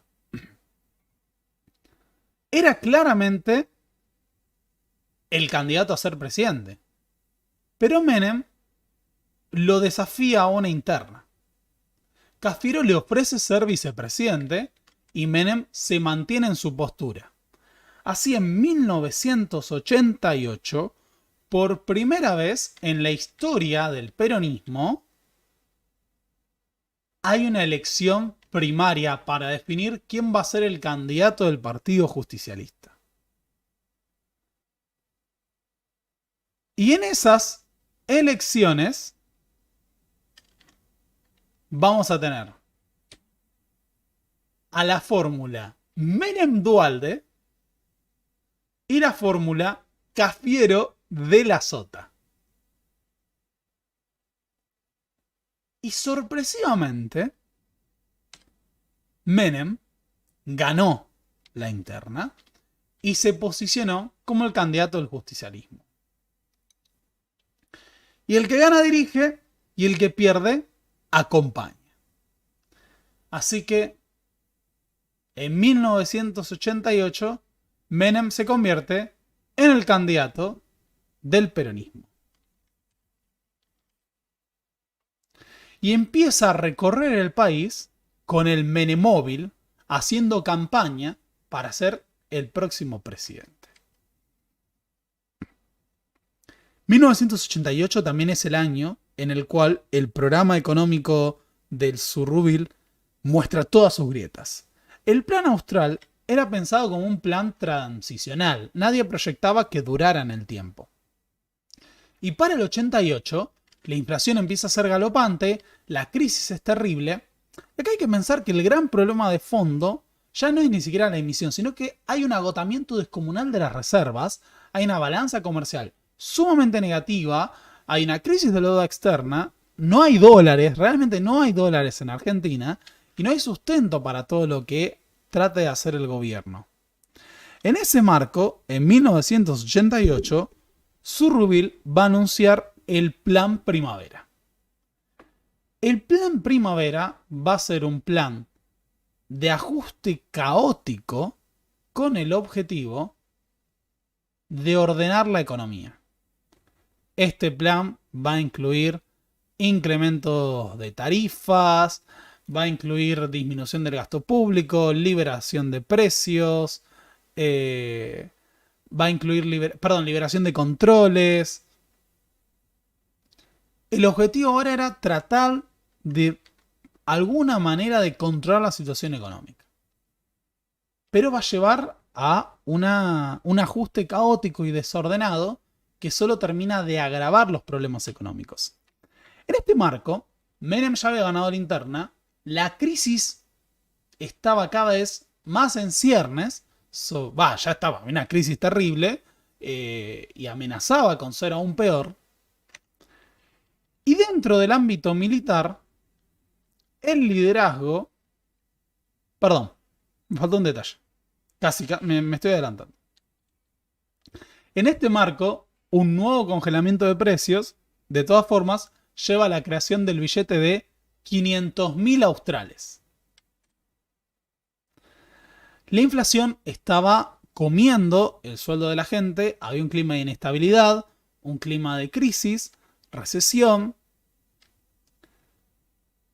agotamiento de las reservas, falta de crédito político y económico para el gobierno, extremadamente debilitado.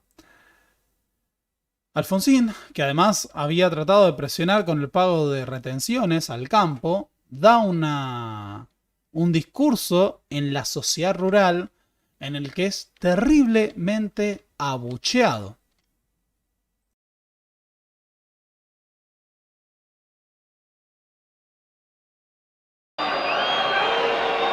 Por poner de relieve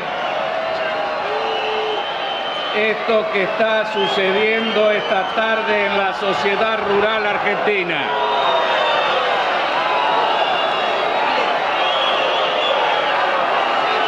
Estas manifestaciones no se producen en tiempos de dictadura, aunque parece que algunos comportamientos no se consustancian con la democracia, porque es una actitud fascista el no escuchar al orador.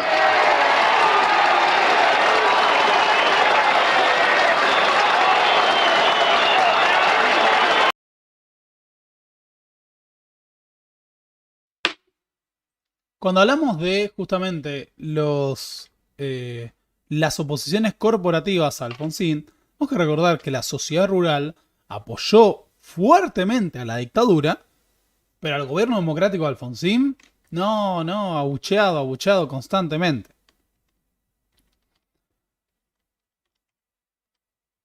En ese clima, que, bueno, Crónica Siempre Junto al Pueblo publicó Reacción oligárquica contra el presidente, Alfonsín refutó con enérgicos conceptos manifestaciones agraviantes de grupos vinculados a la selecta clase ganaderil. El gobierno de Alfonsín estaba cada vez más aislado, cada vez más debilitado, y para muchos sectores de las Fuerzas Armadas estaba claro que el próximo gobierno iba a ser del peronismo. Con Aldo Rico desplazado y encarcelado, el movimiento Cara Pintada buscaba un nuevo liderazgo. Y ese liderazgo va a aparecer en la figura del coronel Mohamed Ali Zaineldin. Del sector nacionalista, más corporativista y si queremos filoperonista de las Fuerzas Armadas, Zaineldin denunciaba la desmalvinización, la disminución del presupuesto, que era real, la disminución del presupuesto de las Fuerzas Armadas, la posible venta del interés nacional frente a otras potencias, pero a su vez quería marcar justamente esa posición de las Fuerzas Armadas frente a las posibles nuevas autoridades. Así que se va a producir en diciembre de 1988 un levantamiento militar en Villa Martelli con el objetivo de establecer un precedente para negociar con la clase política. Ese levantamiento busca ser una demostración de fuerza. Esta vez ocurre que no solo se organizan fuerzas para la represión del levantamiento, sino que miles de manifestantes van hasta las cercanías de Villa Martelli. De hecho, se movilizan decenas de miles y algunas estadísticas hablan de más de 100.000 personas movilizándose a favor de la democracia. El gran punto es que los manifestantes van con carteles, ¿no?, de basta de cara pintadas, viva la Constitución, se movilizan y protestan contra las unidades militares. Y en medio de esas protestas se dan choques y los militares van a terminar disparando contra los manifestantes, dejando muertos. Zaineldin se rinde para evitar mayor derramamiento de sangre y se entrega, pero con ese levantamiento nuevamente el poder civil había sido puesto en jaque y los argentinos esta vez sí tenían sangre que lamentar en su suelo, que era lo que Alfonsín había planteado como objetivo, no iba a ocurrir más. El levantamiento de Zaineldin era el tercero todavía de 4 levantamientos cara pintada que íbamos a tener. El último va a darse durante el menemismo. Pero en ese marco, tenemos que entender que no parecía que la democracia estuviera plenamente consolidada, tratándose ya de tantos levantamientos militares contra el gobierno de Alfonsín. La imagen de Alfonsín conteniendo a la multitud en la Casa Rosada diciendo la casa está en orden, realmente no parecía tener nada de sustento. En ese contexto, el verano de 1989 va a estar marcado por el alzamiento guerrillero de La Tablada. Un grupo de guerrilleros del movimiento Todos por la Patria, dirigidos por Gorriarán Merlo, se proponen tomar el regimiento de tanques de La Tablada y se va a producir un enfrentamiento a gran escala que va a dejar un número catastrófico de 39 muertos, la mayoría guerrilleros, y va a ocurrir una represión terrible con desaparecidos y torturados, con ataques incluso a la parte civil de los movimientos Todos por la Patria y una demostración de fuerza a gran escala por parte del ejército. Sobre el alzamiento guerrillero de La Tablada, por las dudas, hago esta aclaración, no me voy a detener porque ya hay un video en este canal sobre el tema en donde explicamos todo esto. El punto es el siguiente. El alzamiento guerrillero fue un verdadero desastre. Alfonsín tiene que ordenar la represión. Hay un saldo terrible de muertos. Miembros del movimiento Todos por la Patria habían tratado de alimentar la expectativa de que iba a ocurrir un golpe de estado de Zaineldin y que había que levantarse y marchar con los tanques hacia Plaza de Mayo para iniciar una revolución popular. Lo cierto es que lo que hizo el alzamiento guerrillero fue fortalecer la posición de las Fuerzas Armadas y legitimar su rol y sus doctrinas que todavía tenían de guerra y contrainsurgencia ante la expectativa de que la amenaza guerrillera seguía latente. Todo esto alimentó la idea de que la teoría de los dos demonios era acertada y de que los guerrilleros y los extremistas de izquierda eran irrecuperables.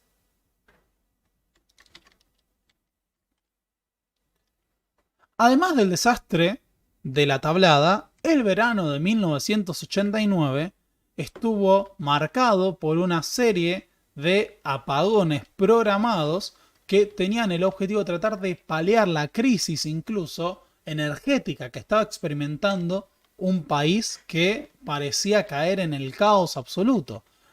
Una creciente inflación, pérdida de la autoridad militar, crisis de la balanza comercial, crisis de la deuda externa.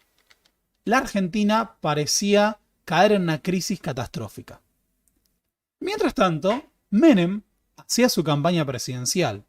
En el Menem Móvil, un vehículo con sala con televisión, confort y demás, iba recorriendo el país junto a Duhalde y asegurando que visitaba todas las ciudades, todos los pueblos. Dentro de Menem parecía conjugarse la idea de un líder mesiánico, una figura capaz de resolver todos los problemas de la Argentina. Había construido un aura de caudillo, de outsider de la política argentina. Aquel capaz de resolver todos estos problemas. Con un discurso de revolución productiva, de salariazo. Lo cierto es que hay un artículo, ahora me olvidé, pero de cómo se construye la imagen de la campaña de Menem. Es un tipo que está en el peronismo hace 40 años y se presenta como un outsider de la política. Como alguien que no representa a la clase política, que es un hombre de pueblo, un hombre del interior, que habla con los modismos de un campechano. Además viene esta imagen. Menem era el pueblo.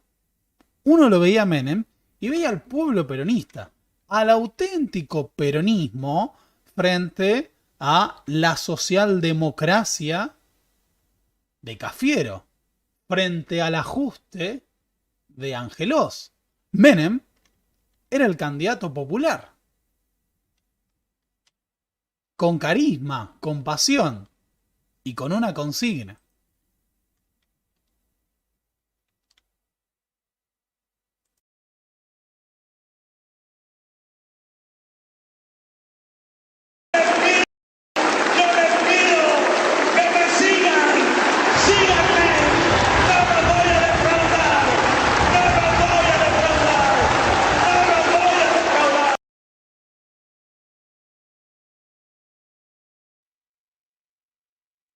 El carismático caudillo riojano entonces se presentaba como un outsider de la política. Síganme, no los voy a defraudar. Y lo cierto es que con el panorama económico acuciante, las elecciones estaban servidas para Menem. De hecho, en medio de esta situación, el propio Alfonsín termina adelantando las elecciones para mayo de 1989. Piensen qué distinto era esto frente al perfil de Angelós con el lápiz rojo, la tijera, diciendo: ahora le toca a la economía, ya pasó la hora de la democracia, ahora vuelve el ajuste. Angelós, a su vez, estaba cada vez más crítico del programa económico de Zurrubil. Consideraba que no era lo suficiente. Así que va a terminar pidiendo la cabeza de Zurrubil. O sea, el propio candidato del radicalismo criticaba al gobierno, exige la renuncia del ministro de Economía, que termina siendo reemplazado por Juan Manuel Pugliese. Si no me equivoco, se llama Juan Manuel Pugliese. Juan Manuel Pugliese, ¿sí? Juan Manuel. Casi totalmente convencido de que es Juan Manuel Pugliese. O sea, es Pugliese el apellido, pero no me acuerdo si es Juan Manuel. Pugliese se hace cargo del Ministerio de Economía en un momento de absoluta fragilidad. Y llega el año al que todos asociamos a Alfonsín. Si uno hace el análisis de la inflación, ve cómo, bueno, la inflación desde el Rodrigazo ha sido un problema catastrófico, con una inflación de más de 3 dígitos de manera anual a lo largo de todos los siguientes años. Pero cuando uno compara con lo que ocurrió en el 89, se rompe toda comparación. Pensemos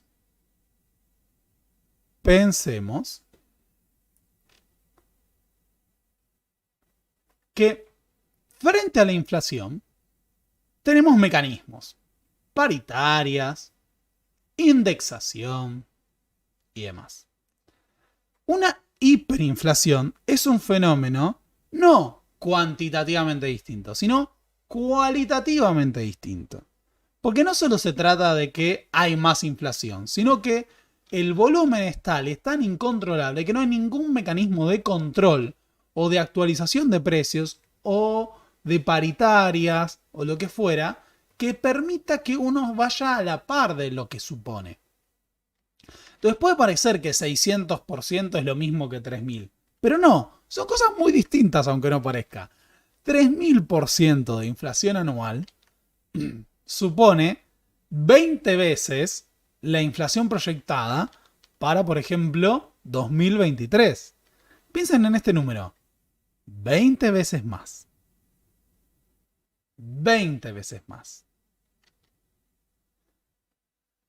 En 1989 se va a iniciar la hiperinflación. Que ojo, va a seguir durante el menemismo. Durante el plan Bonex hubo hiperinflación. Durante el primer proyecto, durante el plan BIB y el plan Bonex de Menem.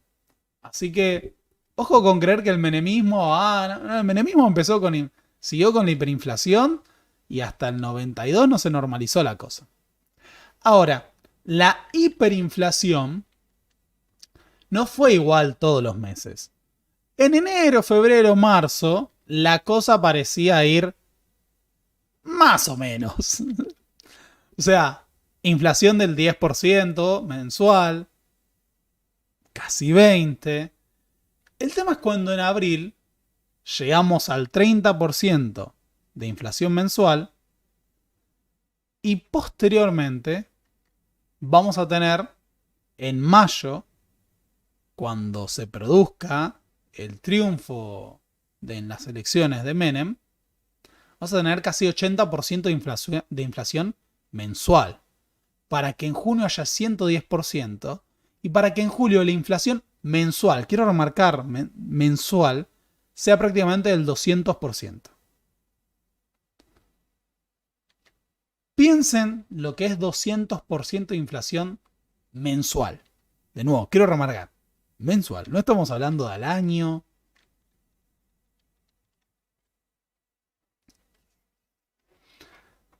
Abril entonces va a estar marcado por el incremento del dólar progresivo. O sea, estamos en el 6 de abril del 89, el dólar cerró a 48 australes.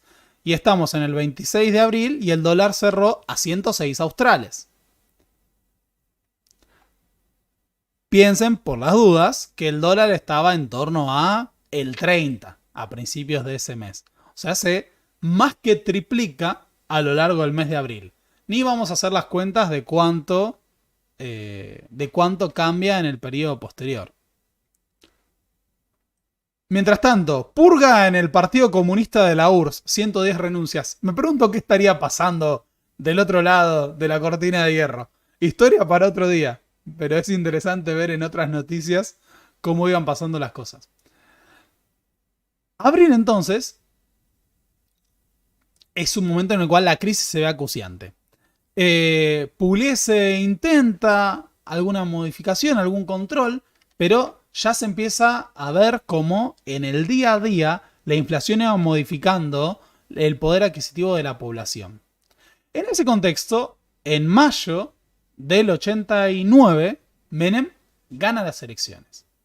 Y con el triunfo de Menem, y ojo, Alzogaray y la UCD como tercera fuerza, por las dudas, una tercera fuerza derechista, con un porcentaje de votos reducido, pero Menem le gana a Angelos con 15 puntos arriba. O sea, es un desempeño catastrófico el de Angelos. O sea, la Unión Cívica Radical, desde la victoria de Alfonsín, había perdido 16 puntos. Con el triunfo de Menem, la inflación se dispara. Si en abril la inflación había rondado el 30%, en mayo, el mes del triunfo, va a ser del 80%, en junio va a ser de 110%. Esa inflación catastrófica produce una verdadera crisis de subsistencia. Sergio Cerulnikov analiza en un artículo del libro La larga historia de los saqueos en Argentina, que se llama Como si estuvieran comprando, cómo la lógica de los saqueos de 1989 es por primera vez una lógica de saqueos de subsistencia que solo los podemos comparar a los que eran los saqueos del antiguo régimen. No tenía nada que ver con otros saqueos en la historia argentina que habían sido por motivos políticos. Hay una enorme capa de nuevos pobres que están saliendo a saquear para poder asegurar su propia subsistencia. Muchos pertenecían a las ex clases medias. Muchos de los máximos perjudicados por la hiperinflación son, por ejemplo, profesionales que no tienen ninguna posibilidad de actualizar su nivel de ingresos a lo que era la evolución de los precios. Y de hecho, en muchas crónicas aparece que muchos lo hacían con vergüenza, porque no consideraban que era propio de su clase social lo que estaban haciendo. La crisis económica y este proceso de transformación de la economía argentina en una economía de mercado había dejado a millones de desplazados, a millones de perdedores, que ahora engrosaban las filas de los nuevos pobres. Y esa idea de hiperinflación a su vez estaba rompiendo el propio pacto social. No existía ninguna capacidad de regulación del contrato social, de la economía, de asegurar la propia subsistencia. De nuevo, la hiperinflación suponía que de repente no se podía asegurar que el día de mañana ibas a comer. Ahorros de toda la vida se licuaban. Muchas personas, por ejemplo, que no sé, estaban realizando operaciones inmobiliarias como vender su casa para comprar otra, de repente vieron cómo perdieron sus ahorros. Es dar un caso sin nombre. Mi profesora de economía en la universidad, en el contexto de la hiperinflación, sí, o fue el Rodrigazo. No, del Rodrigazo. No dije nada. Fue el Rodrigazo. No dije nada. Olvídense. Bueno, igual. Similar. En el Rodrigazo le pasó que ellos habían vendido la casa y iban a comprar otra. Y con la devaluación perdieron la mitad del valor de la casa. Y tuvieron que comprar algo mucho más chiquito en una zona mucho más alejada.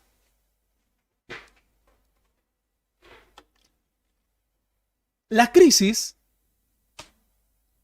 es tal que Alfonsín termina declarando el estado de sitio y hay 14 muertos en las calles. Y en este contexto había que asegurar una transición política. El propio Alfonsín termina dando una conferencia de prensa, una cadena nacional, para anunciar que va a entregar el mando antes de tiempo.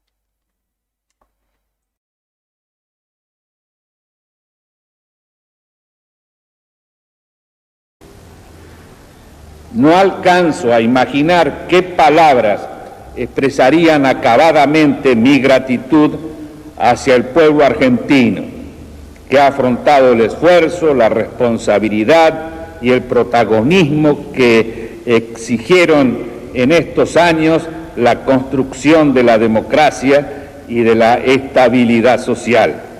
Ese es el límite, en verdad, de mi discurso.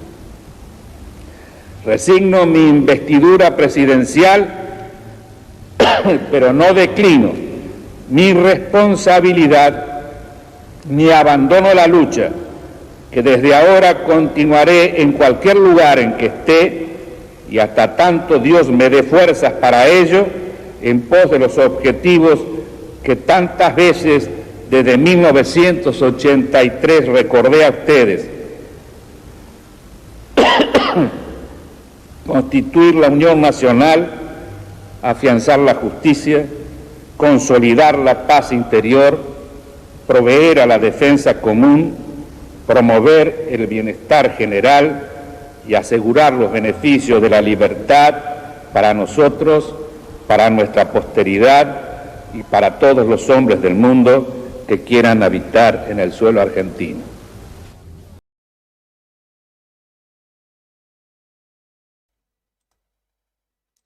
Disculpen, pero se mezclaron los archivos. Este es de cuando entrega el mando, pero de todas formas era el que querías utilizar porque fíjense cómo vuelve a citar el preámbulo, pero el aire que rodea a este mensaje es un aire de absoluta derrota.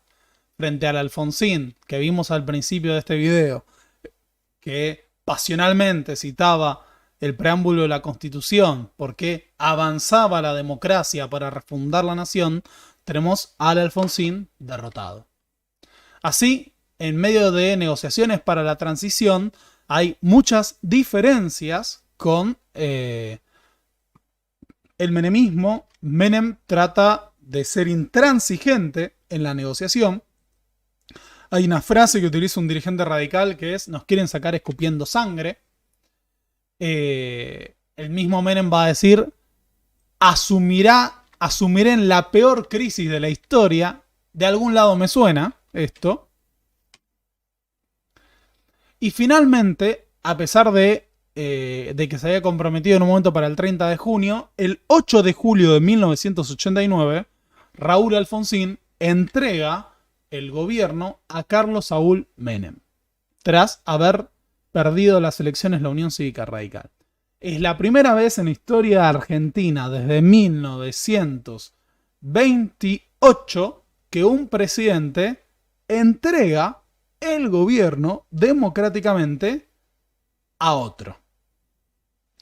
Pero a su vez es la primera vez en la historia argentina que un presidente entrega el gobierno democráticamente, un presidente electo democráticamente, entrega el gobierno, el mando presidencial, a otro electo democráticamente. ¿Por qué Victorino Laplace no lo fue? Así que es la primera vez.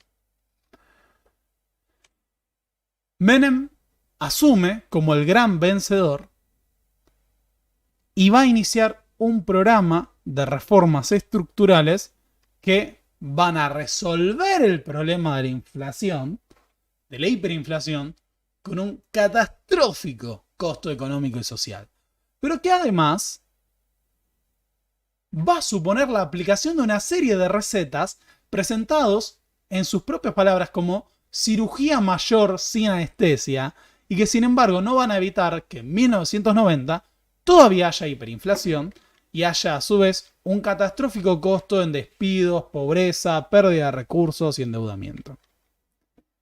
Alfonsín, para muchos, representó las esperanzas de la refundación de la Argentina en base a principios democráticos, republicanos, ideas progresistas y la idea de que una democracia participativa bajo un Estado que asegure los derechos de las personas y abandone cualquier elemento de terrorismo de Estado pudiera asegurar una nueva convivencia democrática. Menem va a suponer al contrario la transición definitiva a la economía de mercado. Según Marcos Novaro, justamente el efecto de la crisis, del empobrecimiento estructural y de la incapacidad del Estado para regular las posibilidades de subsistencia de la población y el propio desarrollo de la vida económica van a llevar a un discurso antiestatista capaz de aceptar cualquier solución estructural, por más drástica que sea, si es capaz de construir previsibilidad económica. Por eso no podemos entender las reformas estructurales del menemismo y el plan de convertibilidad y privatizaciones sin entender el antecedente de la experiencia de la hiperinflación y la amenaza de la disolución social que supuso. Así que bueno, muchas gracias por haber visto este video hasta el día de hoy. Hacía rato que teníamos que hablar de Alfonsín propiamente, de su gobierno. Espero que les haya gustado mucho. Si les gustó este canal, ¿qué pueden hacer? ¿Qué pueden hacer para apoyar este espacio? Para empezar, pónganle like al video. Hay más personas viendo esto que likes vigentes. Así que, por favor, pónganle like. Y si quieren, pueden dejar un aporte a través de Mercado Pago. Pueden hacerse miembros del canal. Un anuncio importante. Debido a la devaluación, vamos a tener que actualizar la cuestión de los miembros del canal. Y este es un anuncio muy duro que hacer, pero si hay momento para hacerlo es este. Vamos a eliminar la categoría más baja, que por si no se dan cuenta tiene un precio prácticamente nominal. Así que les quiero pedir que aquellos que quieran apoyar, seguir apoyando a este canal, hagan el traslado a la segunda categoría, ni siquiera a las otras, a la segunda. Solo vamos a eliminarla de abajo de todo, como una forma de actualizar. No es nada terrible, por favor, se los aseguro. O sea, lo otro también se va a disolver muy rápidamente, pero es para que sea un poquito más, para equilibrar con proyectos posteriores que incluyen justamente algunos beneficios para los miembros. Desde ya, muchas gracias a todos los que bancan este proyecto, muchas gracias a todos los que han visto hasta acá, muchas gracias a todos los que hacen aportes o comentan. De nuevo, si quieren apoyar, también cuando termine, pueden dejar un comentario, pueden dejar su reflexión, qué balance hacen de la figura de Alfonsín, qué balance hacen si no de la figura de Cafiero o de Menem. Posteriormente haremos otros temas. La semana que viene no hay historia argentina, hay un tema que no tiene nada que ver con la historia argentina, y esto es a propósito, porque yo quiero hablar de otras cosas, pero no podía dejar pasar los 40 años de la asunción de Alfonsín. Así que nada, muchas gracias por ver hasta acá, espero que lo hayan disfrutado mucho, y nos vemos el miércoles que viene para otra transmisión, o tal vez antes, con algún invitado o invitada. Pero bueno, no vamos a hablar más al respecto. No olviden dejar un comentario cuando esto termine, no olviden dejarle like y hasta la próxima, amiguitos.